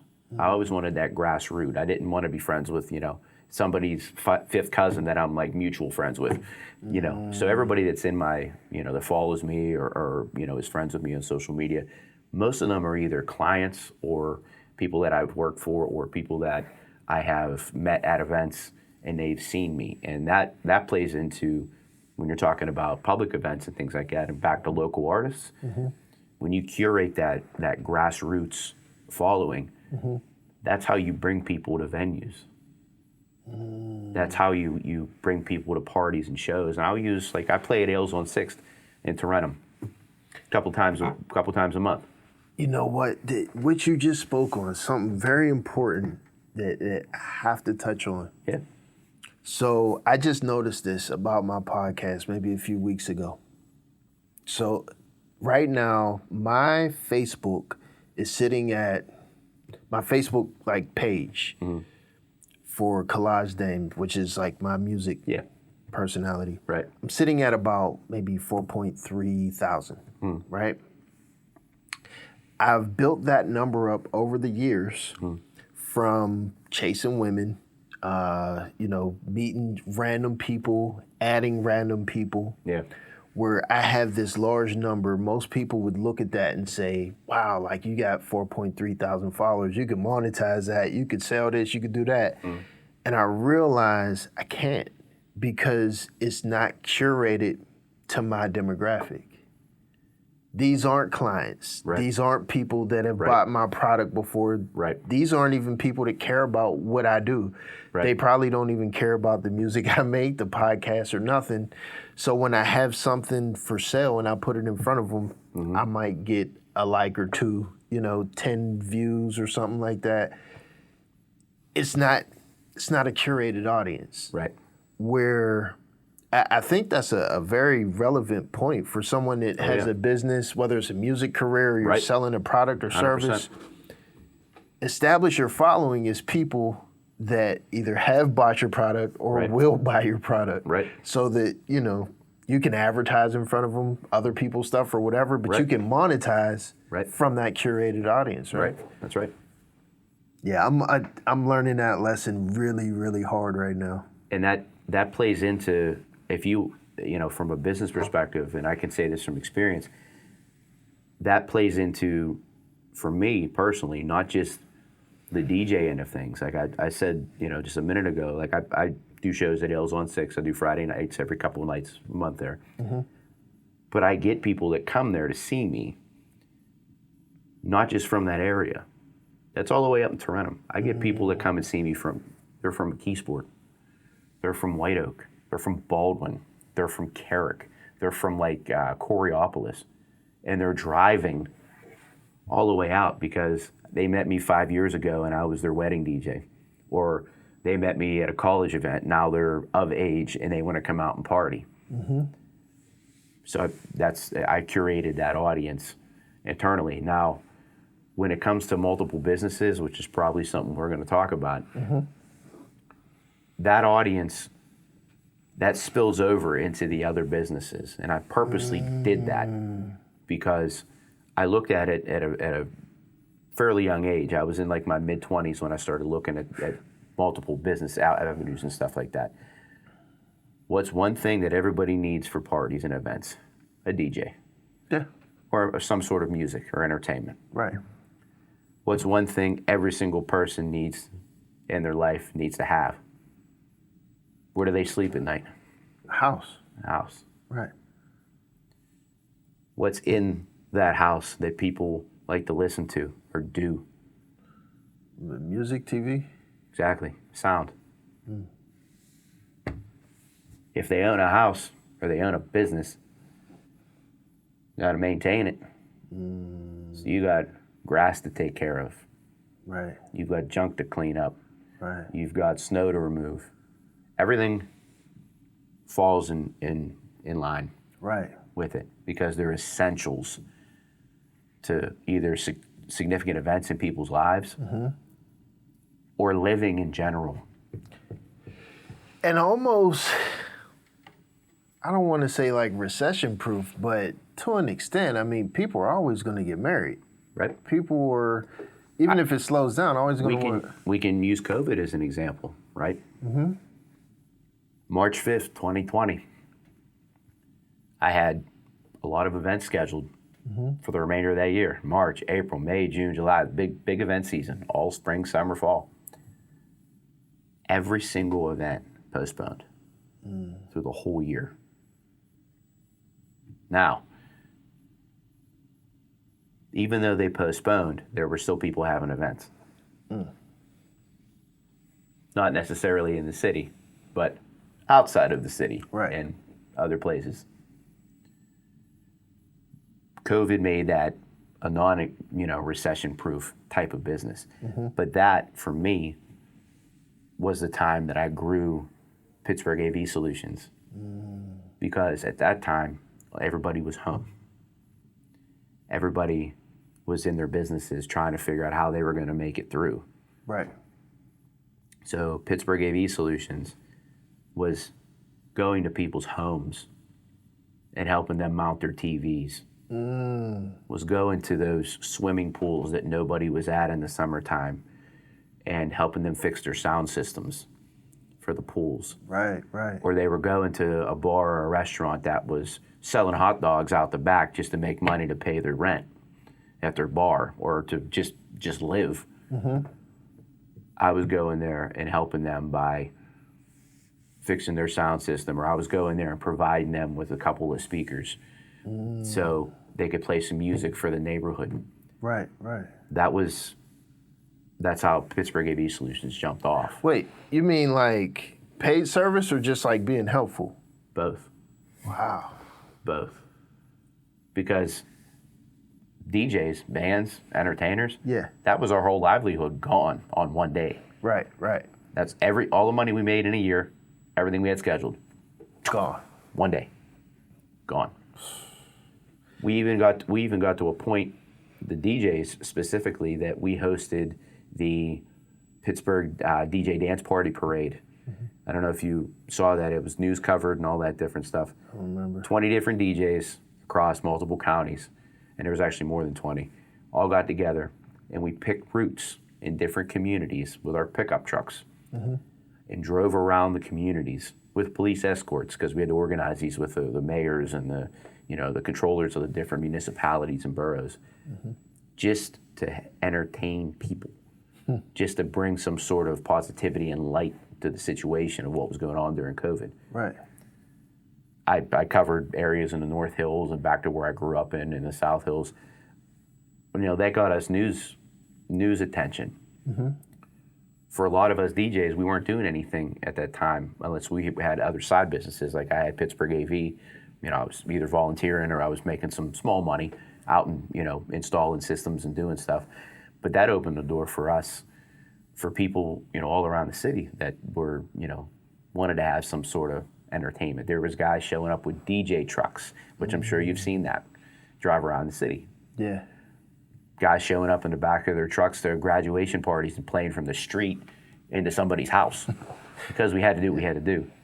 But that during that time, we all had to get real creative. And for me, Pittsburgh AV Solutions was something I jumped right into because I had already been doing it prior to DJing, or prior to, going full-time DJ-wise, because AV installations and sound are very, very streamlined side by side with DJing because it's the same equipment. Right. You know what I mean? It's essentially the same thing, just in a permanent installation versus a portable installation. So that's where that kind of jumped off for me. So did you build this, it's almost like a network of businesses. Did you build them all to be, okay, so there's a difference between self-employed and entrepreneur, right? Correct. Where entrepreneurs kind of like, I'm gonna just build this business where the business can be like operated even without me.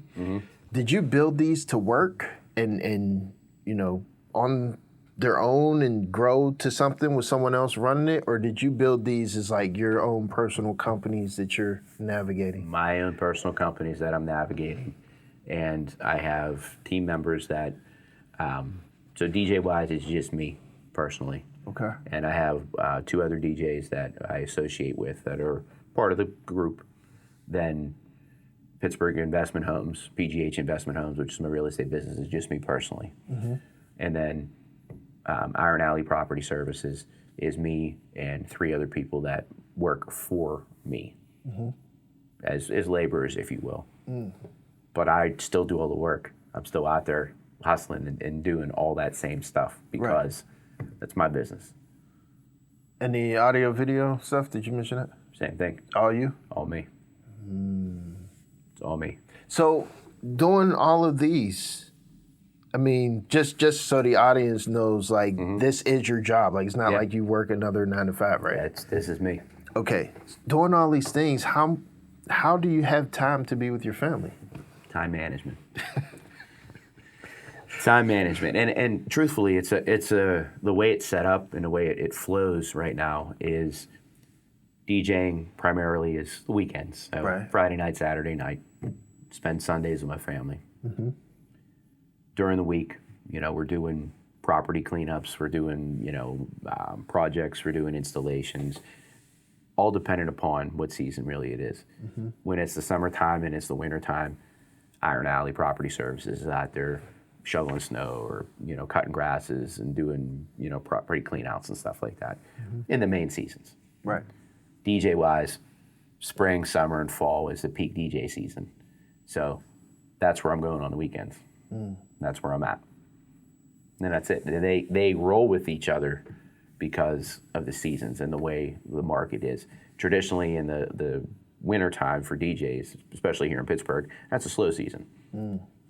December, January, February, into March, a couple gigs a month, if that. Once you hit your main season, April, May, June, July, you're doing 5, 10, 15, 20 gigs a month straight out. So that's your primary, and you just keep rotating through the seasons. There was a time when I sold my own music CDs to live off of, where I was selling for $5 to $10, making anywhere from, we'll say, $10 to $200 a day. For me, whenever it got cold, wintertime, is when it got slow. Yeah. I had to balance my money out and take those excess, those summer months, and put a little bit away, because I knew that whenever the wintertime came, I'm not going to be able to stand, at a gas station and make $200 the same way I would in the summertime. Right. Do you have a similar technique or something? What do you do when it gets slow? So it's referenced in a lot of different music, but you stack chips for a rainy day. Yeah. Same thing. So same concept, and that's where real estate comes in for me, because real estate, ultimately, especially rental properties and things like that, it's more of a passive income type of business. You know what? Let's get into that. I could possibly get another DJ question. Yep. Maybe. We'll just come back to it if I do. I want to make sure I touch on the real estate, because there were a bunch of questions that I had, a lot of misunderstandings maybe you could clear up. Sure. So first, what is your business model for your real estate? So PGH Investment Homes, LLC, is a rental holding company. Okay. So I buy properties, renovate them, fix them up, get them appraised, and so on, and rent them. Okay. That's the model. The focus of the business itself is really essentially taking properties that are not in good shape, properties that are abandoned, properties that are damaged, and things like that, and revitalizing them into, again, tax paying or tax flowing for the municipalities and rental based income for my business. So that's what I've focused on in specific areas where I have my rentals. I'll buy, for the most part, the worst place on the block. Right. put the money into it, build the equity in the property, bring it back to life so it's a positive thing in the community for the people and for the borough and the municipality. And then from a business perspective, I win on the other side because it's now a rental cash flowing property, and then you build an asset that you can rely on later on in life for retirement, which is essentially why I'm building that business, is for later in retirement. Okay. I don't really believe in 401ks, just my personal opinion, and that's just the way the world is right now. Yeah, I'm with you. So that's what I'm building towards. Once I get to my 60s and 70s, that's going to be something that I fall back on. When I'm not DJing full time, when I'm not out doing clean outs full time or cutting lawns or installing speakers, that's going to be my fallback, is going to be that. So, but essentially PGH Investment Homes is a rental property business focused on revitalizing properties in the Pittsburgh area, Allegheny and Armstrong counties. That's the two areas I focus on. I feel like we may have talked about, last time I talked to you on the phone, I'm pretty sure we got into this. I don't remember every detail though. How did you get started? Like your initial? Sure. So I got started, would have been late 2018 into 2019. I shadowed under two different investors here in Pittsburgh that own a decent amount of rental properties. Again, I went out and asked just to be a fly on the wall, to learn. So I spent a few hours a week just listening to their conversations. I went out and toured some properties. Just got to get a little bit of the knowledge. Come the end of 2019, the beginning of 2020, right before COVID, I got started into would be the off-market business of real estate acquisitions, or wholesaling, if you will. That's what PGH Investment Homes was based on when it first started. What I would do is I would go out and formally talk to people that would have properties that were, abandoned or damaged properties, or properties they inherited that they didn't know what to do with. I would talk to them about what my product was, my business, and I would take a property, I would get it under contract. And then what I would do is I would take that contract and then I would shop it to other investors that I knew, specifically the two that I had shadowed under, essentially doing their groundwork for them. Okay. And then they would buy the property and I would do the grunt work essentially for them. And I would get paid a fee, if you will. When you did that, I think I've heard of that before, where like there's people online on the internet that basically say, oh, you don't need any money to get started in real estate.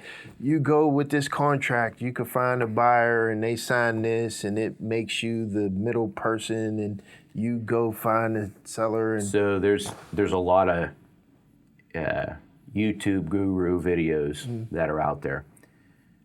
Now in PA and specifically, in the Pittsburgh area that we're talking about, back then you didn't have to have any sort of licensing or anything like that. Now you have to be a real estate agent to do that, and or you have to go through all the certifications and all that different stuff to do that, to be a wholesale acquisition and disposition person.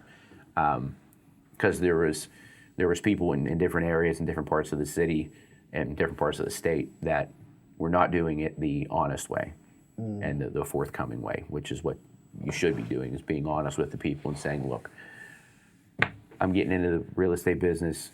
Here's what my model of my company is. I'm looking for properties that need fixed up. I'm working for a couple different private investors. I am essentially doing their paperwork or their groundwork for them, helping with acquisitions and dispositions. If you're interested, here's the information. I'd like to talk to you about your property. We can walk it, we can talk it, we can go through the contract of how everything works. I'll even put money down to hold the property, contractually. You can meet them, walk them through the property, and just being forthright and upfront with them of, what the business is. And I had a decent amount of people that when I proposed that were very open to it because they were trying to get rid of a problem that they had, whether it's an inherited property or something that, maybe they had a rental property and it got damaged by a tenant, or somebody I don't know, they fell back on their taxes, or they fell back on their mortgage, and they're trying to get out of a tough spot. Right. So that's what we came into. So I worked honestly and upfront with people to help them through those situations. And that's essentially what I learned in my shadowing time during that. So I applied what I learned, developed the LLC, got started. And then right as COVID started, obviously a lot of people were having a lot of issues. So I was able to help a lot of people in a lot of different situations, either get out or get in to what they needed to do. So I did that, and then ultimately in that process, end of 2020 into 2021, I was able to purchase my first rental, which I did. And I bought it from an older gentleman, still friends with him to this day, nice guy. He had a duplex. It was an up and down duplex, 1 bed, 1 bath, 1 bed, 1 bath. He's had it for 25 years. He had tenants in there. They absolutely destroyed the place. Wow. Destroyed it. Plumbing all messed up, electric ripped out of walls, drywall all busted up. They were still living there when you bought it? No, it was empty. So it was completely empty. It was vacant. He got him evicted because of the situation, and he was done. He was done with the property. He was done with that type of the portion of the business. He was just done. So I talked to him. We hammered out some details, got a contract together, off market, private. Bought it. Now, going back to what you said about, learning the ins and outs of the business. Now, when you buy a property, you don't necessarily have to be a person that goes and gets a real estate agent and then goes and buys a property that's listed on Zillow or listed on the MLS or publicly promoted and contracted and all that. Right. You can privately buy a property from somebody, whether you buy it cash through an attorney in a formal closing and a title company and stuff like that, or you can do what's called a seller finance agreement with people. People in those types of situations that we just talked about, you can put money down on it as if you would, anything else, like a deposit, and pay them a monthly fee to purchase the property from them. Now, what I did in that situation to get started, because again, I was just getting started, I didn't have a lot of money, but I did have a couple $1,000s that I saved. I went to the gentleman that had the property, talked to him because I already met him through, doing the digging around in the different neighborhoods for those couple of investors. Right. And I said to him, "What do you want to do with this property?" He goes, "I'd like to sell it." Okay. "How much you want?" He said, "I want 30 grand for it." Okay. "I got 2 grand. I'll give you $2,000 down. We'll go to an attorney's office. We'll sign a formal contractual agreement under a seller finance contract. For the next 3 months, I'd like to work on the property. I'll pay for the electric, pay for the gas, pay for the water, because the utilities are all still on, thankfully. At the end of those 3 months, and it was stated in the contract, I'm going to get it inspected after I work on it, and once it passes inspection, I'm going to get tenants in. Once I have tenants in, I'm going to go to the bank, and I'm going to get it appraised." I already knew from my knowledge of working with the guys that I did beforehand that the property was worth a lot more than $30,000. So once I fixed it up, got the renters in there, got the leases signed, I knew I could go to the bank and say, "I'd like to have this property appraised." Went there, got the property appraised. It appraised for $85,000, $86,000. I said, "Great. Now I have a seller finance agreement with this gentleman for this property. He wants 30. I'm happy to take the $85,000 loan as long as you approve of it. Go through the credit and the whole thing," which they did. They cashed him out. He got his 30 after 3.5 months. He's out of the picture. Now my sole commitment is to the bank, and that's it. So he was under the understanding that he would get his 30 back, like after you did what you had to do with the property. So Yep. like that was it. That was the agreement. Yep. And that 3 months that you had to like work on it and stuff like that, like you already had everything priced out for like how much you needed to fix it up? Yep. So it was in the plan, like it's gonna take me 3 months to get in there, demo, fix this, and you, I forgot what it's called, but you studied all the comps, like you knew exactly what you wanted to build it up to. I did, correct. And for the audience, comparable homes in the area that set the amount for the value. Correct. For the style, basically, of home. And the type of property that it is. So exactly. I researched duplexes, 1 bedroom, 1 bath, in the area or within a surrounding like 5 mile radius, what they were comping at or comparable to. They were in the 80s. They were in the 90s. Some even were even higher than that because they had real high-end finishes and so on and so on. Right. I knew that I wasn't going to come in at a high-end, type of deal because I didn't have the budget to do that. So no granite countertops or nothing like that. Heck no. Heck no. No. Yeah. No. I went to Home Depot. I opened a small. I opened a small little Home Depot card. Bought the countertops. Bought the cabinets. And my buddy, who's a personal friend of mine, was an electrician. So he went through and did and helped, and I paid him to do that, do the electric work. Everything else, the plumbing, thankfully, was in check.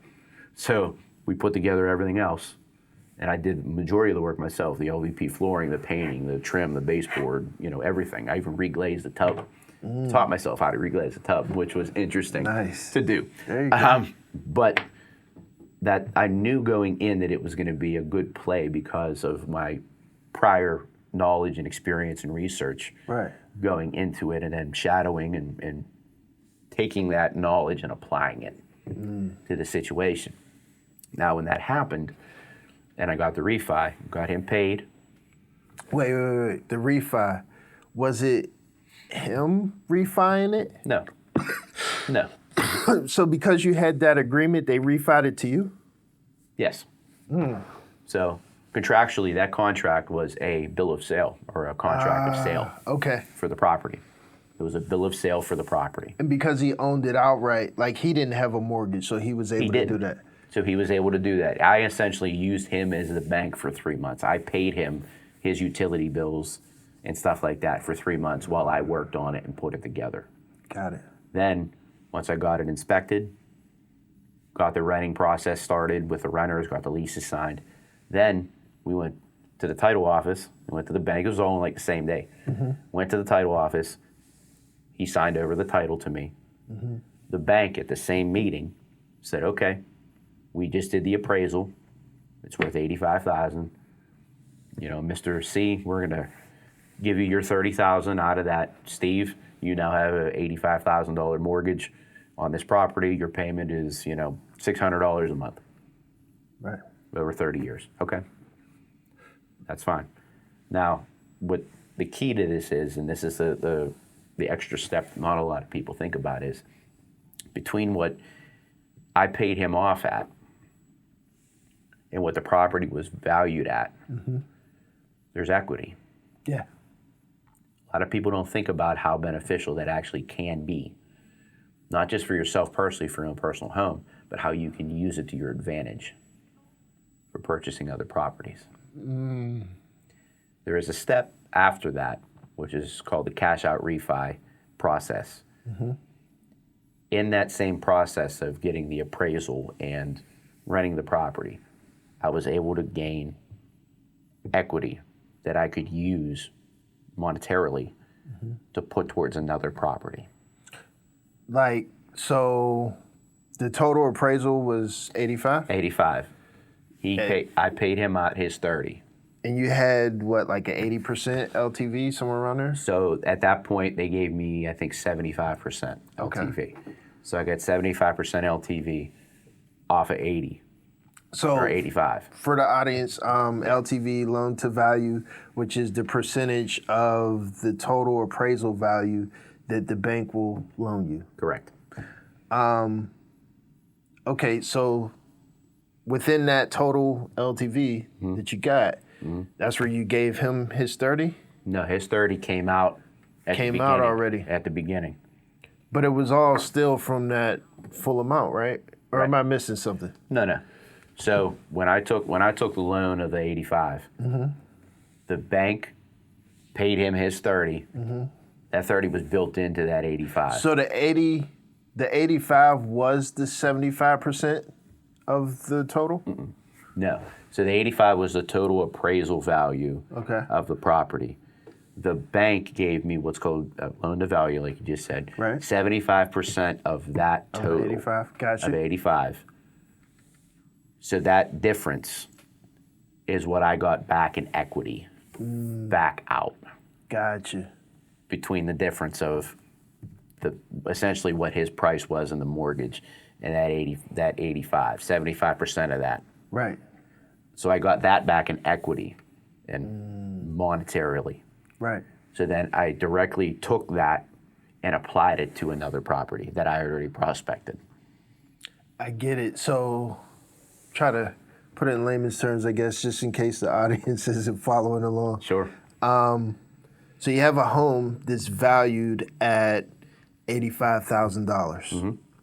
And in order for you to pay off completely, all you need is that 30 that goes to Mr. C. Mr. C, right? So you went to the bank and said, hey, give me the money that this is worth. But 75% of it, because that's 75% of that total 85,000 is what they'll give you.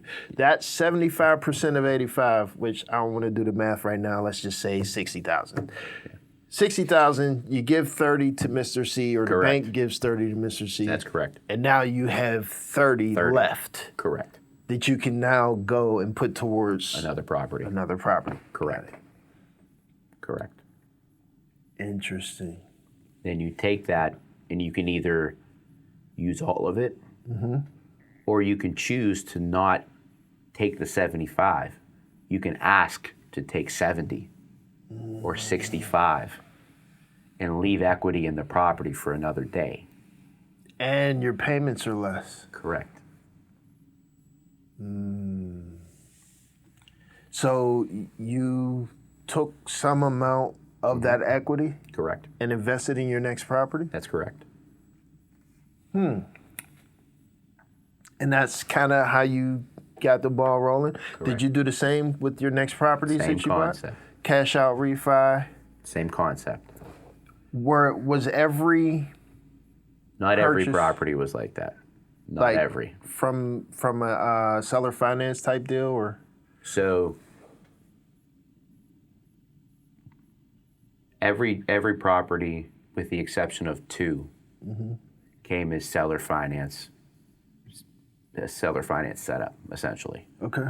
The others came from other wholesale people or other off-market people that brought properties to me that they found in the areas of my interest. And I purchased them with the equity or outright. Still did the same process though. If they, the contract was $50,000, I would make sure that it was ready, got my lender involved, got the loan, fixed it, whatever the situation was, because every property is different, every setup's different. It's not the same per thing. Right. I followed what's called the BRRRR method. So I bought it, renovated it, rented it, and then refied it. Followed the same steps. It just, you have an extra step when you buy from someone else versus doing a seller finance type of deal. It's just an extra step. That's all. So, in terms of doing that, did you use you as a person in purchasing, No. or under LLC? LLC. How does that work in terms of financing? So an LLC helps in a couple different ways. One, it provides you with a layer of protection, especially when you're getting into dealing with people and properties and assets and things like that. You want to protect yourself from a legal perspective. So having an LLC is a layer of protection, essentially. From a financial standpoint, banks tend to work with people in businesses, especially if you're working with like the same bank that you bank with personally, LLC wise, that gives you opportunities for things like lines of credit. It gives you for opportunities for different rates, different types of setups for the LLC, business funding, additional costs like that they could help you with like closing costs and different things like that. So having the LLC and the business entity and how your structure is can essentially help you, and it also tax-wise can help you as well, depending upon how you're set up and what you're doing. I mean, especially in real estate, a lot of people don't know this, but when you buy a property and then you do like a cash out refi or you buy it and outright, that's called inherent debt. You're inheriting debt to yourself and to your business, essentially. So from an income tax perspective, that debt is like a cloud over the top of you in your business.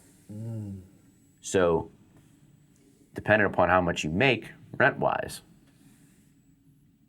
that income tax-wise works against your income that you have. So therefore, income tax-wise, if you do it the right way, for a certain amount of years, you don't pay that on that business. Because there's no tax on debt, right? Correct. So, see if I can phrase this correctly. Yep. So if you're always in debt with your money, then you're using your money to create more debt, which is technically expanding your assets. And all your money is locked up in assets and debt, but there's no liquid value like in the bank. It's basically like avoiding taxes.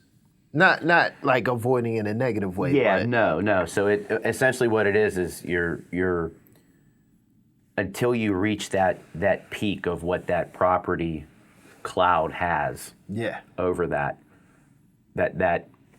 almost essentially that cancels out the income from a taxation perspective. Right. Now, when you hit that limit, if it's $50,000 or $60,000 or whatever, and you make more than that, you best bet income tax wise, you're paid. Is what it is. But that, as long as you keep inheriting that and bringing that in, that will continue to build. So, I've heard once that having an LLC means you need to have collateral, something of value in order to get a loan from a bank. I heard that the Sally Mae type loans, so like your FHA, conventional, they only go to individuals for single family or multi-unit up to 4 units. Correct. They don't go for like commercial properties or like LLCs. Right. So how do you secure a loan as an LLC? So how I've done it is the asset that I worked on prior is what they base it on. That's the value that they're loaning against, or collateral? Collateral. So example, property A is this. That's my collateral for property B. So how'd you do it with your first one? I did the seller finance deal. So I skipped the bank until the last step. So on the last step, when the bank said, okay, here's your 60, whatever, loan for that, that was with your LLC. What was the collateral that they took for you? Yeah, my businesses, my stuff. That's the gold right there. So the businesses, the companies that you have started, so the DJ business, the AV, everything else. Correct. These on paper that you've built up that have value. Correct. And that's the value. Is that money in the bank? Yeah. Like liquid money in the bank that you took? That's money. That's contracts of upcoming work. Oh, okay. That's equipment assets. That's So like the books. the books. To the bank. When I went for that first one, that was So this concept, I've never even, like, I know it's a thing. I've never heard of a real life example from someone that I know where you can build up a business, something that's worth value, take it to a bank and borrow against it. Yep. So like or use it as a contingency contingency. or an asset to lean against if. Yeah, collateral. Exactly. Yeah. That is amazing. So let's just say hypothetically the idea of this podcast, right? I build this podcast up and I don't know, we're making $50,000 a month. I could take all the assets, camera equipment, projections, money in the bank. Hey, I want to buy this property. And like, not necessarily saying whether or not they'll do it, but legally that is an option that I could pursue, right? You could. They'll ask you for your contracts. They'll ask you for, your books and what you do. Right. What can back it up. And then and in real estate, later on, when you get into doing multiple properties, that's referred to as reserves. What do you have in reserves if this property fails? Right. Or these tenants don't pay? How much do you have in either money in the bank or what assets do you have? Right. That can help pay for this, or we can seize. And they usually like to see like a year of reserves or Correct. something? Yeah. A year, or and different lending institutions have different rules. Some want to see 3 months, some want to see 6 months, some want to see a year. They wanted to see a whole entire year with me when I first started. I had to bring a binder full of stuff to the meeting. So that's nice. Yeah. Yeah, I know, like, to a certain extent, sometimes I'll be sounding like I really know what I'm talking about. I worked with a team of people in Atlanta in 2003. We did real estate. It was more like I was there and learning as they went. Sure. And then just before I bought my house in 2017, I spent, I don't know, maybe 6 months of studying absolutely everything I possibly could to understand, like, real estate and buying a house. And it was like a refresher from 2003, but it was like, how do I know that I'm making the right decision? What's the best type of loan for me to get? Where do I look for homes? Obviously, based on the situation I'm in now, I probably didn't do enough homework, but I mean, it definitely helped out. Especially just in case the audience wonder, like, I sound like I do real estate myself or something. I don't, but I would like to, and I guess this is one of the main reasons why I wanted to talk to you about this, because I've heard that sometimes it's not as beautiful as it sounds. It is not. Like, it is not. Like sometimes, from what I heard anyways, you can correct me if I'm wrong, but when you have rental properties, buy and hold and rent, lease, sometimes it's not as valuable, I guess. So like you're spending out depending on your tenants or where it's located. You have your damages, like you said earlier before we started, the insurance went up, stuff like that. Where you may not be getting out of it, enough to really make it worth it. Right. And I guess that would depend on how many you have too. Right. It depends on how many you have, but ultimately what it comes down to is your initial research of your area, your demographic that you're looking at and going to be renting to, areas that are gaining in value versus decreasing in value. You really have to crunch a lot of numbers to really understand what long-term is going to work for you, what areas, and specifically what type of clientele you're going to rent to. Are you going to go to a Class D area and rent? Or are you going to go to a Class A area and rent? You're going to go to a Class C area and rent. and that's every area has its own class. You can see that just going on the Pittsburgh real estate website. Right. You know, if you want to go and do a row house in McKees Rocks, that's what you're looking at. If you want to go to Natrona Heights and do a house, okay. You want to go to Wilkinsburg, do a duplex or a triplex or something like that. Every area has its own zoning and categorically, you know, how they're all broken down. Now, you have to have a plan when you go in there. You have to understand not just the demographics of the people, you have to really understand what needs fixed and what doesn't need fixed. Mm-hmm. What your value is going to be, your ARV, after you're done. Mm-hmm. What rents are across the area generally based upon your updates and your improvements and stuff like that. And really, if you can sustain the rents coming in, paying your mortgage mm-hmm. and your bills, whatever you have, it's still making some money out of it. Now, you're not going to buy one property and then all instantaneously become, you know, making money out the wazoo. Right.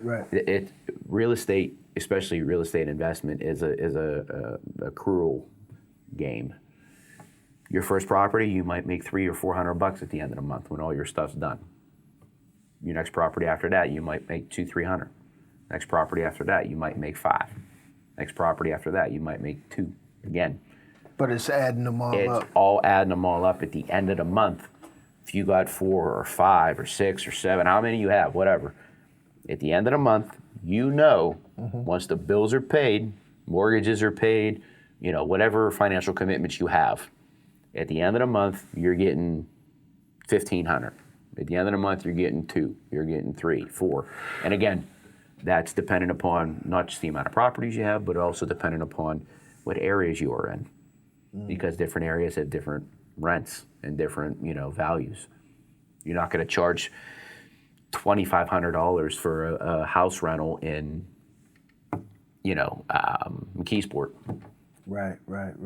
But you will charge it if you are in Upper St. Clair or if you're in, you know, Mount Lebanon, which isn't far from here. Right. But your mortgage is going to be a whole heck of a lot more because you're going to have a property that's going to be worth a whole heck of a lot more. So everything's going to taxes and everything else. So there's a lot of variables that play in and out. I specifically focus on C-class neighborhoods. Okay. Which, and for everybody listening and watching and stuff like that, that is where most of us live. Blue collar Pittsburgh areas. Your municipalities that are, you know, surrounding the city. Some of your inner city neighborhoods, some of your suburbs that are just right outside the city line. Mm-hmm. C-class neighborhoods, properties that, you know, you can buy them for, if they're fixer-uppers, which is what we focus on, you know, especially for revitalization purposes. Mm-hmm. You know, you can buy them for $20,000, $30,000, $40,000, $50,000. They need work. Still today, you could buy them for that much? Oh yeah, and most definitely. Daily. Are these properties that like need new foundations and stuff like that? Like, no. Could the average person find like a $40,000 house and, you know, do a cosmetic fix on it and fix it up? Yeah, most definitely. Huh. Most people don't know that or understand that when they look at a place. That's why going in and understanding what you're looking at is so vitally important. You could walk into a property, and we'll just use, you know, we're here in Bridgeville, right? Yeah. Let's just say we're going to go down the line. We're going to go down to like Kennedy Township. We're going to go down towards the Rocks, Kennedy Township, right? Okay. We're looking at a 3-bed, 1-bath ranch house. Okay. It's absolutely packed to the gills with junk. Okay. Normal person that doesn't have, you know, any sort of experience or knowledge in the business will look at it and say, it's not worth anything. It's a mess. You walk into that house, it's filled with junk to the rim, right? Mm-hmm. The roof's only 3 years old. There's no problems with the foundation. The electric's been updated from either knob and tube or fuse boxes to breaker boxes. Yeah. The plumbing, though the fixtures are maybe old or rusted or damaged, the plumbing's still intact. Right. It might need a hot water tank, but it's got a 7-year-old furnace. What can you do with a property like that? Man. Right? And let's just say that property's being sold right now because it's in a very, it's messed up. Would a property like that go for less than 40? Yeah. See it every day. Wow. You can pull it up on any MLS listing website right now, or talk to some off-market people that still acquisition and disposition off-market properties. So these aren't the listings that are on like your Zillow, they are? Yeah. Yeah. There's ones that are publicly listed, and there's ones that are handled on the off-market end of the business. Both ways. And for these listings and these types of listings, are there many sellers that are willing to do the seller financing? Yeah. Yeah. There's ones that are willing to do seller financing. Now, you're going to have more people that are on the MLS that are listed that are going to want to deal with a bank more than a person. They like have an agent and stuff. Yeah, exactly. And they have an agent, so you'll have to go through that formality. Right. But it's still, if you're looking at it from a business perspective, it's still a $40,000 house. Yeah. That once cleaned out and fixed up has an ARV of $110,000. Right. Well, let's just say you go to the bank and you tell that bank you need your $40,000 to buy the place, and it needs, with some sweat work and some sweat equity, it needs maybe 20. You get a loan for 60 with your assets and whatever you can use as collateral. You go and fix it up, and you either rent it, flip it to sell it, or live in it yourself. But because you did your research in the area that property is worth $130,000 or $120,000 or $140,000. You're that much ahead of the game because you did your research. Right. Wow. And that's it. That you're making me seriously consider what my next venture is going to be, man. This is dope. It is, but it takes a lot of work, a lot of knowledge. Yeah. And it's, again, I say this, and for anybody watching that's in real estate, you know what I'm talking about. It's not for the faint of heart. Yeah.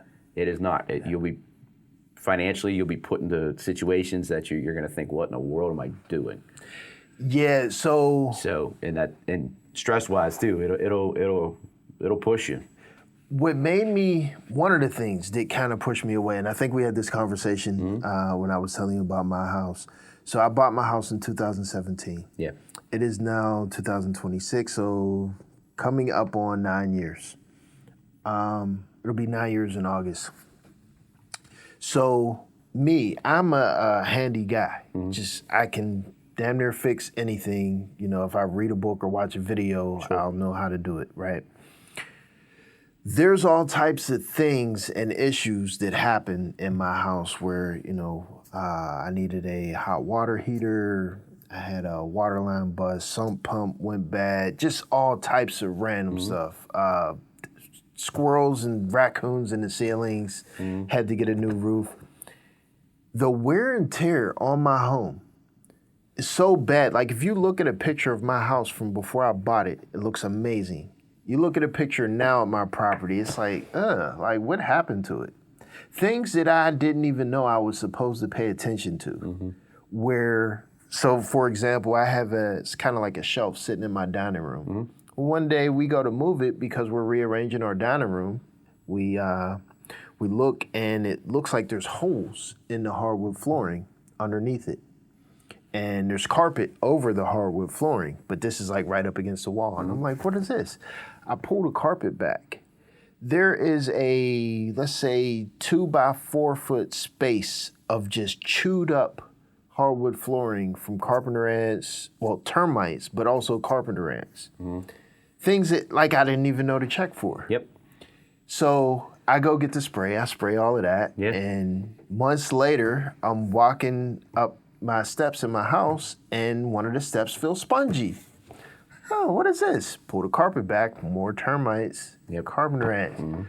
So I just paid, I want to say it was close to $3,000 for the guy to come spray and put all the things in the yard and stuff. But I say all that to say that me as a homeowner, after all this time, the way my property has just diminished, I think about what if I was renting this out to someone, I couldn't possibly expect them to do the things that even the homeowner living there isn't doing. Right.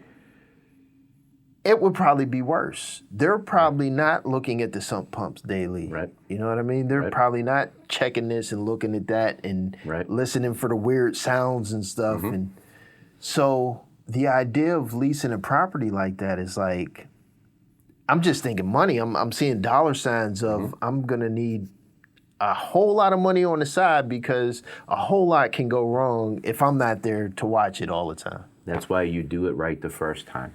When you buy the property, you do it right. When you do the renovation. When you do the renovation, you do it right. You don't do it cheaply. You don't do it to cut corners. You do it the right way. You put those cabinets in there that are not the cheapest cabinets you can find.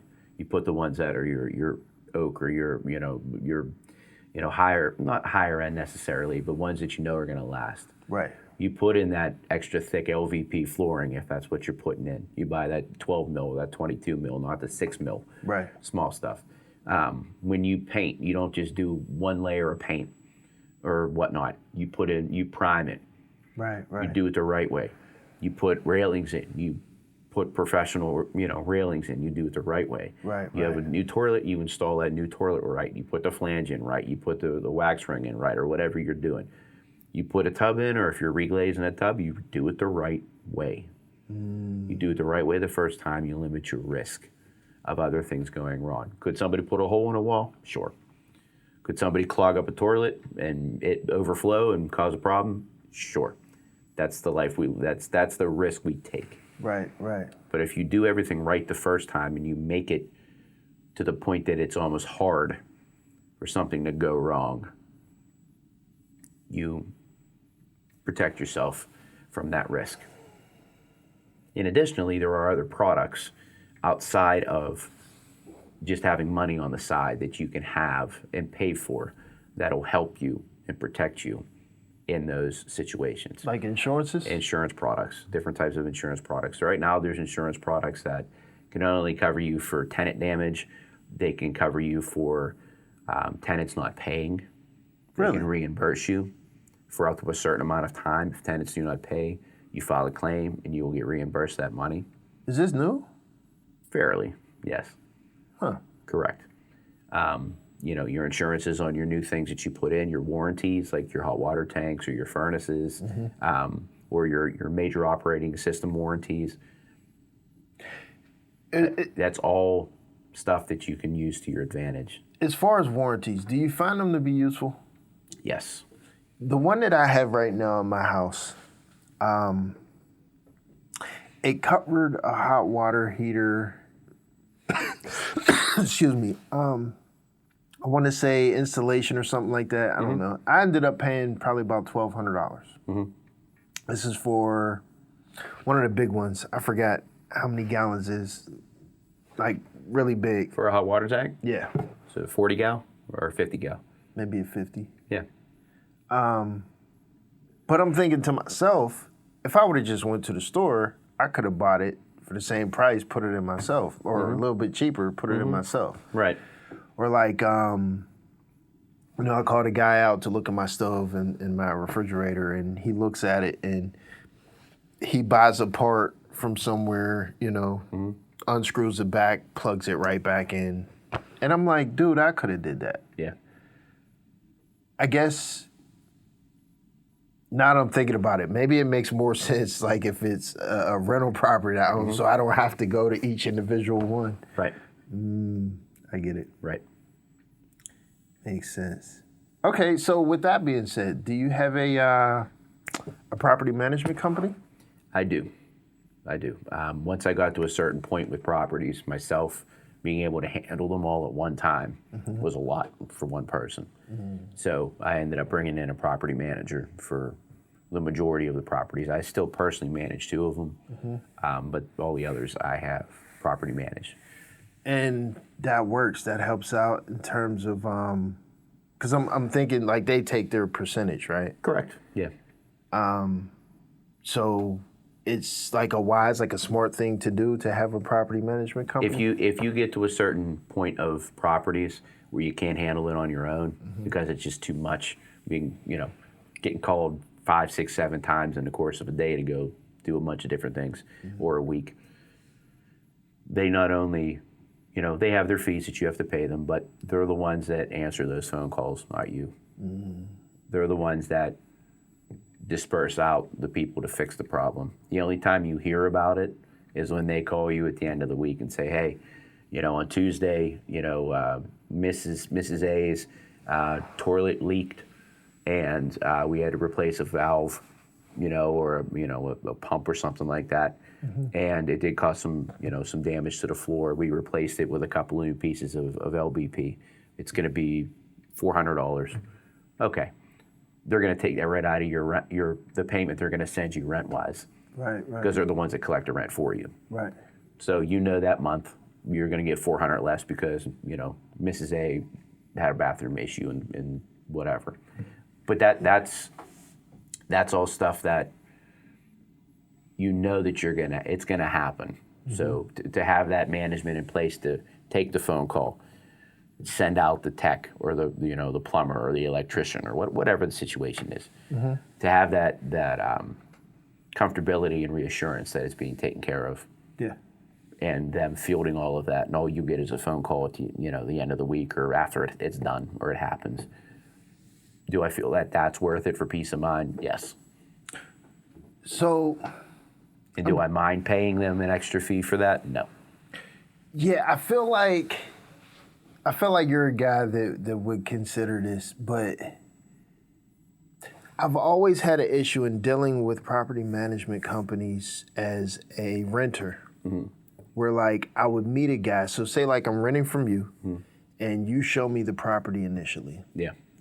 And I'm like, this is a great guy. Like him being a landlord, he's cool, he's straightforward. Like if he wasn't my landlord, like we could be friends in a different universe or whatever. This is a great guy. Right. And I'm calling my family, I'm telling everybody, oh yeah, we got this place, we just moved in, the landlord is great, it's wonderful.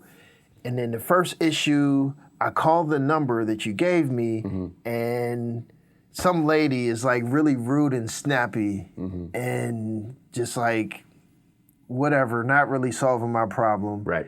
And then I have a flurry of issues where I'm like, well, where's Mr. Maffei at? Like, no, put him on the phone. I want to speak to him. He's the cool guy that gave me this place. And they're like, no, you can't talk to him. You deal with my rude ass. So there's 2 different types of property management companies. There's ones that you just referred to, and then there's good ones. The people that I deal with, I've dealt with them since I started in the business, and the reason why I gave them my business to run those properties is because they're like me. They're friendly, they're upfront, they're conversive, they talk to people. They'll even go to the extent of leaving their office and going to the property and seeing it, addressing it, then having it fixed, and then even calling me while they're there. Right. Because that's their pay, that's their job, that's what they do. I would only go with somebody that would take the same care that I would.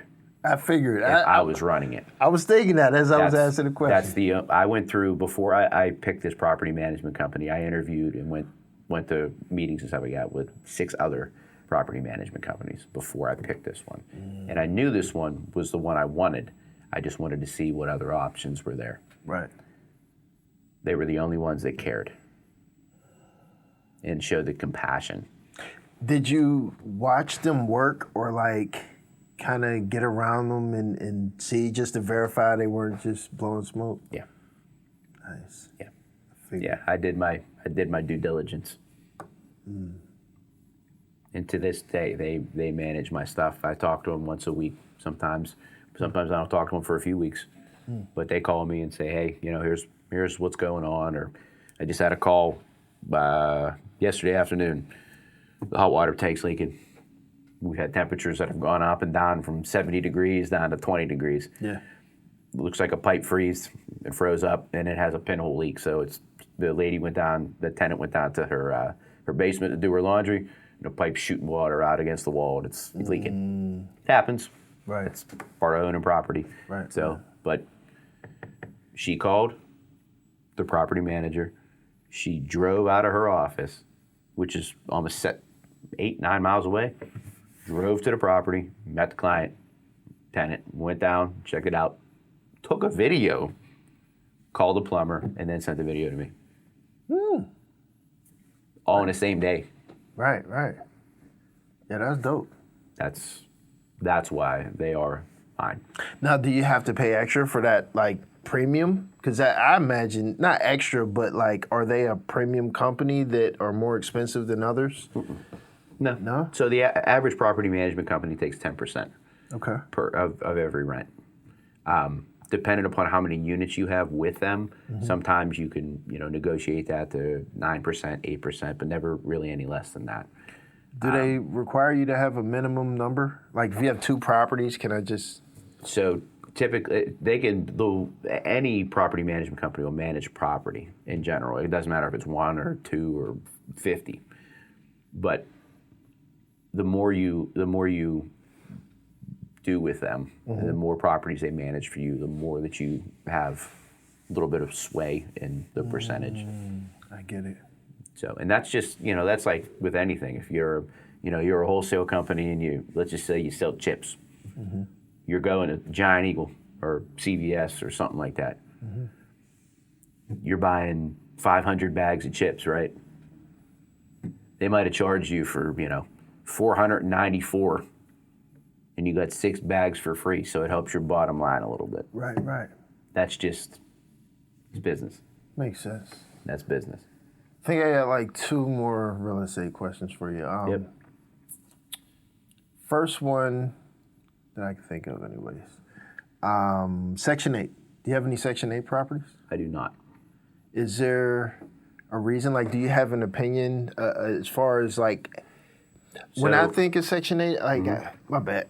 Just put this out there, see if you agree. I feel like it's good and bad. Like, from what I understand, there are issues in terms of the inspections and when your money comes. Like, sometimes the government side, they're not paying on time. They have issues and all these other things. And like, property owners just kind of want to avoid that sometimes. So I personally don't have any issues with Section 8 at all. In my next few ventures here, will probably be pursuing having Section 8. Now, the negative stigma that gets thrown around with Section 8 is not because of the program, and really not because of the people either. There's good and bad people, and good and bad tenants in every aspect of rentals, right? How you vet your tenants at the beginning of the process, whether you're a property management company or you're a single independent landlord, that's your job.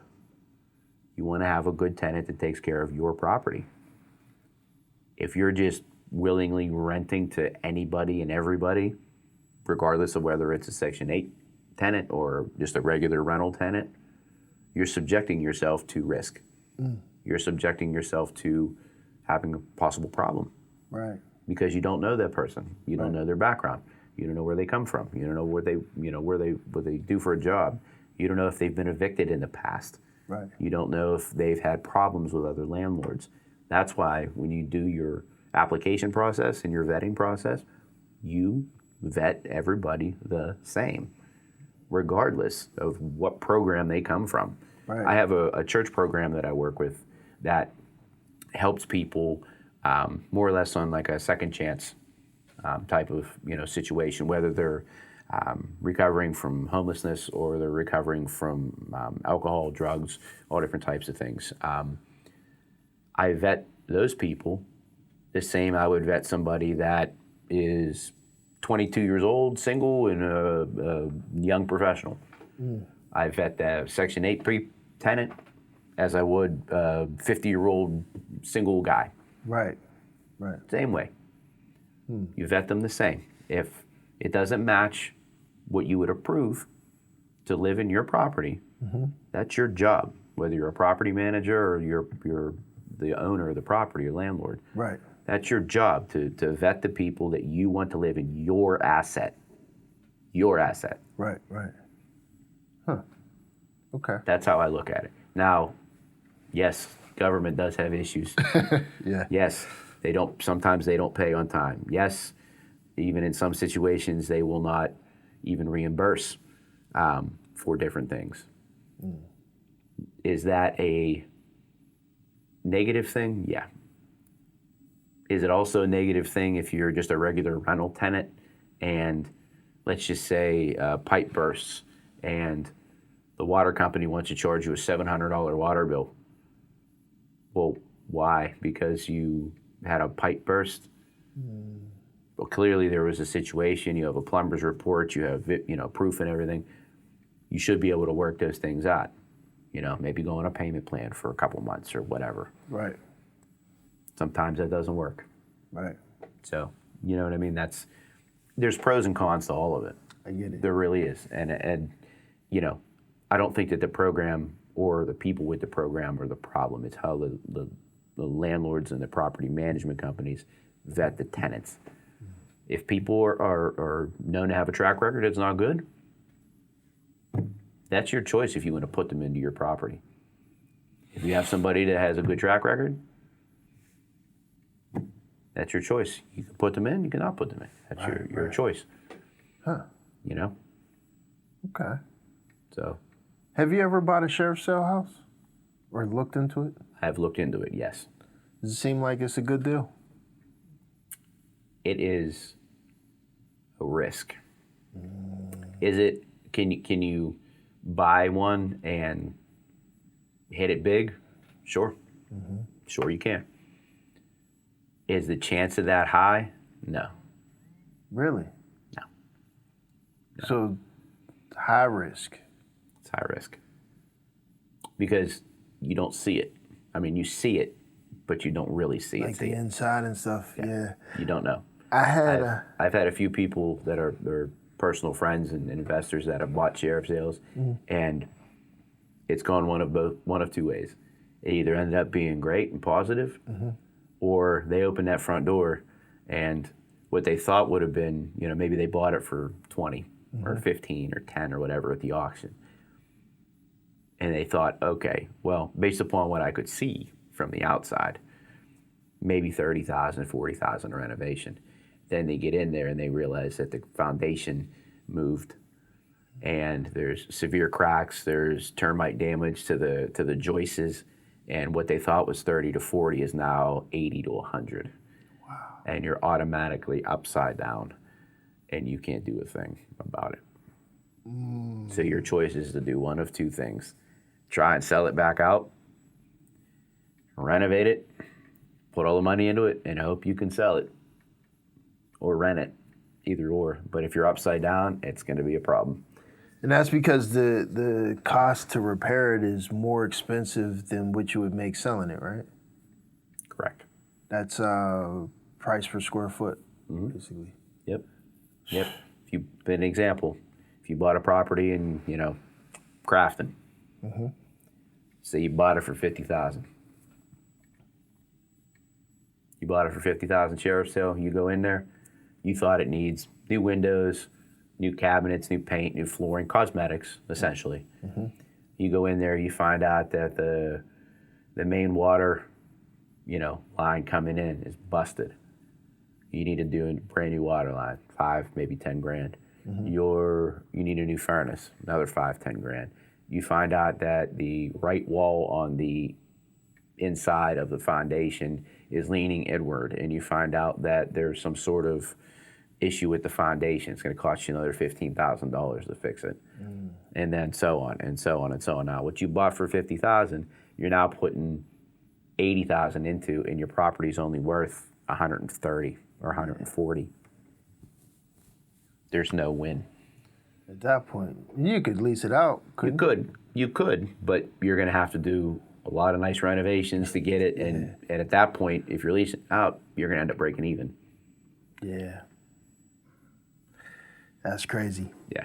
So it's a risk. That's why I can't emphasize it enough how imperative it is to go and tour a property and really tour it. And I mean on the ground, in the basement, in the bedrooms, pulling up the corner of the carpets, you know, looking at the toilet, opening the lid, look at the sink, stick your head under the sink. Like, you really have to know what you are looking for. Right. You know, and it's not even a bad idea if you're not experienced and just getting started to bring like a contractor with you, bring a plumber with you, bring an electrician with you. That's not out of the question. Bring a property inspector with you. Right. It's only going to benefit you. I was thinking about becoming, or at least getting certified as a home inspector. Mm-hmm. It was like I had this whole real estate plan mapped out. The property I have now was going to be my first property. I was going to get certified to be a home inspector, and then just basically use that knowledge as I, went through to acquire more properties and stuff. Mm-hmm. The more I learned about the property I lived in, after a while, I was like, no, I don't want to do it. But that kind of takes us away from real estate. We're nearing the end of our time, but I wanted to dive into at least one more point. Sure. So before we had started, just a little bit ago, you had brought up something about you and your wife and how you had worked to this point to where she's able to stay at home and take care of the kids while you work, right? Right. And that kind of brings in this whole, or ties into this whole modern day conversation of like 50-50. Right. And my wife and I, we're on the same page 100%. Well, she's kind of on my page. She wants to go out and do more. But she understands me, and we've kind of had like some middle ground, we'll say. Sure. But there's some people that kind of go back and forth with me on this topic where they just don't understand or don't believe in, the man being the provider. And I think this ties into the way that you at least began to explain it earlier. For me, it's not necessarily that I need to be the provider. It's more so that at least one of us is at home spending time with the children. Yep. Can you speak more to that? Sure, definitely. I think one of the biggest important factors to not just my marriage, but to the upbringing of my son is what my wife and I discussed when we first were planning to get engaged and get married and talk about, having a child and everything. We wanted to give our child something that we did not have growing up. She grew up in a single family household. Her father was not in the picture. It was just her and her mother. My parents both worked. I spent the majority of my time at my grandparents' house. So there was no stable structure at home. Right. So her and I agreed that one of the most important things that we wanted to give our child was a stable home life. Whether it was mom staying home, dad staying home. I was already working. She was also working as well when we were engaged. But when we got married and got pregnant and everything, it was one of the most important decisions we made for him was to have a stable home and a stable place to be. Right. Not going to the aunt's house, going to grandma's house, going to your cousin's or your friend's house or whatever.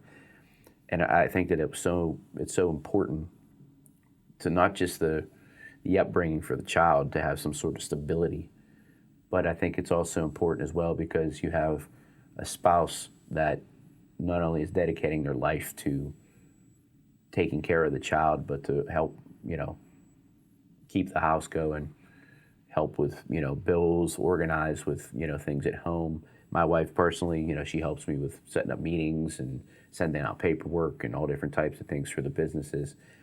And I can't emphasize enough how important that is to have somebody like that stable behind you as a person that's going out and working and hustling and trying to, make a living to support that family, but to have that person behind you, behind the scenes, supporting you, that's one of the most important things you can have. And it can go both ways. See, it could be the husband at home and the wife out there, working, but to have that stable parental figure at home, helping the child with the homework, helping, talk to them about some, their issues they have and things, and playing with them and talking with them and engaging with them. I think that's something that was over the last, bit of years here has been lost. Yeah. And I can't explain how important and how impactful it is to what I see now, from a father looking in, and having that support is just so critical. What would you say to the people, because I'm 100% sure at some point when we put clips out, people are going to jump in the comments and they're going to say, well, 50-50, we could both work and then we'll both spend time with the kids, because why would you just want mom spending time with the kids and not dad? So I understand that, but 50% of your time and 50% of your wife's time, or vice versa, is still 50% to the child. So if you can only give 50% to your child, why not give them 100? Yeah, I would definitely agree with that. I also say, if you're both working, there's a period in time when neither of you are there. So like you said, you got to go to grandma's or aunts, uncles, or whatever. Right. Because school hours, for some reason, don't match work hours. No, which they don't. They should, but they don't. They don't. And if you're both working, you have to be working at least similar times. Otherwise, you're never going to see each other. Right. So if you're both working, kids are in school, there's time where the kids aren't there. Where, for me, I feel like it's really important to dive into, homework. Yep. So like me working, like I work full time, I come here, do this. When I get home, the kids have been out of school, for a long time throughout the day. Right. Their habits of, whether they pick up their phone and start playing on it, or, they run outside and play, whatever it is that they're doing, they are forming their daily habits while dad is at work. Right. Where, I might step over a coat that's in the middle of the dining room floor. Hey, Caden, pick your coat up, hang your coat up. You know what I mean? Right. This toy that's laying here, this plate that hasn't been scraped. Whereas, like my wife being at home, she has that ability to get those good habits. The moment you get out of school, hey, homework, here's your snacks. As soon as your snack's done, we're going to get on your homework. Right. All right, now read it to me. Let's go through these words together. Let's review your test. Hang your coat up. Put your plate in the sink. All of those things from the parent. Yep. Not from the babysitter, not from the uncle or the aunt that don't have that same energy of, this is my child and I want to instill that paternal instinct. And mold my child. Right. So yeah, you agree with all that? Yep. 100%. 100%. Man. Yeah, I consider myself a Gen Xer, even though I'm kind of in the millennial age range. Yeah. But now I kind of look at it like the people that were raised by boomers. Yeah. That we kind of still have that cloth. Yep. Where the millennials that were raised by like Gen Xers are kind of iffy. Like y'all stay on the other side. Yep. 100%. Man. 100%. Is there anything else that you wanted to go through, wanted to talk about, explain, say, questions? I'm just happy to be here and to be able to mix it up with you again, and just be a part of something special. Man, I absolutely appreciate you coming. This has been a magnificent conversation.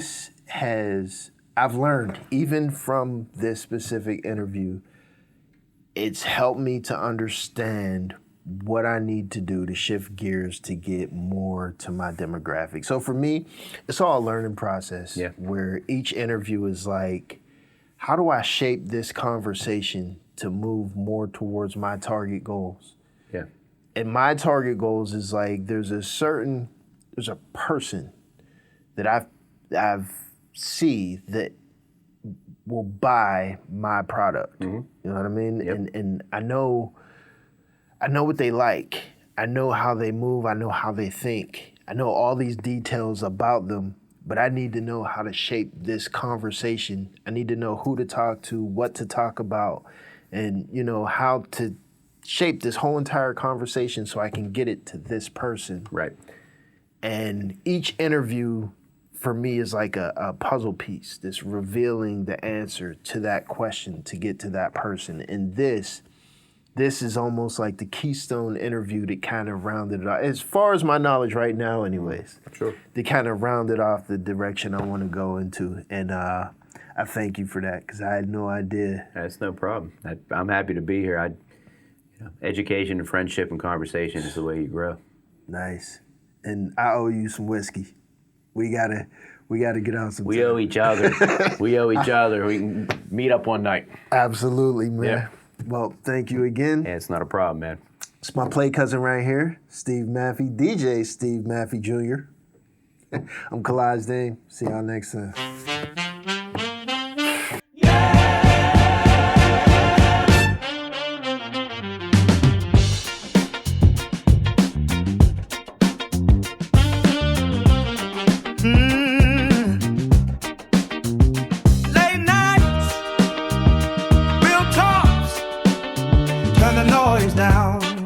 Welcome to Kalaj Dame. City lights, long days, heavy on the mind. Everybody talking, but they never take the time. Truth in my chest, I don't sugarcoat pain. If you sitting at the table, you gotta show your face. Conversations deeper than the surface, we've been shown.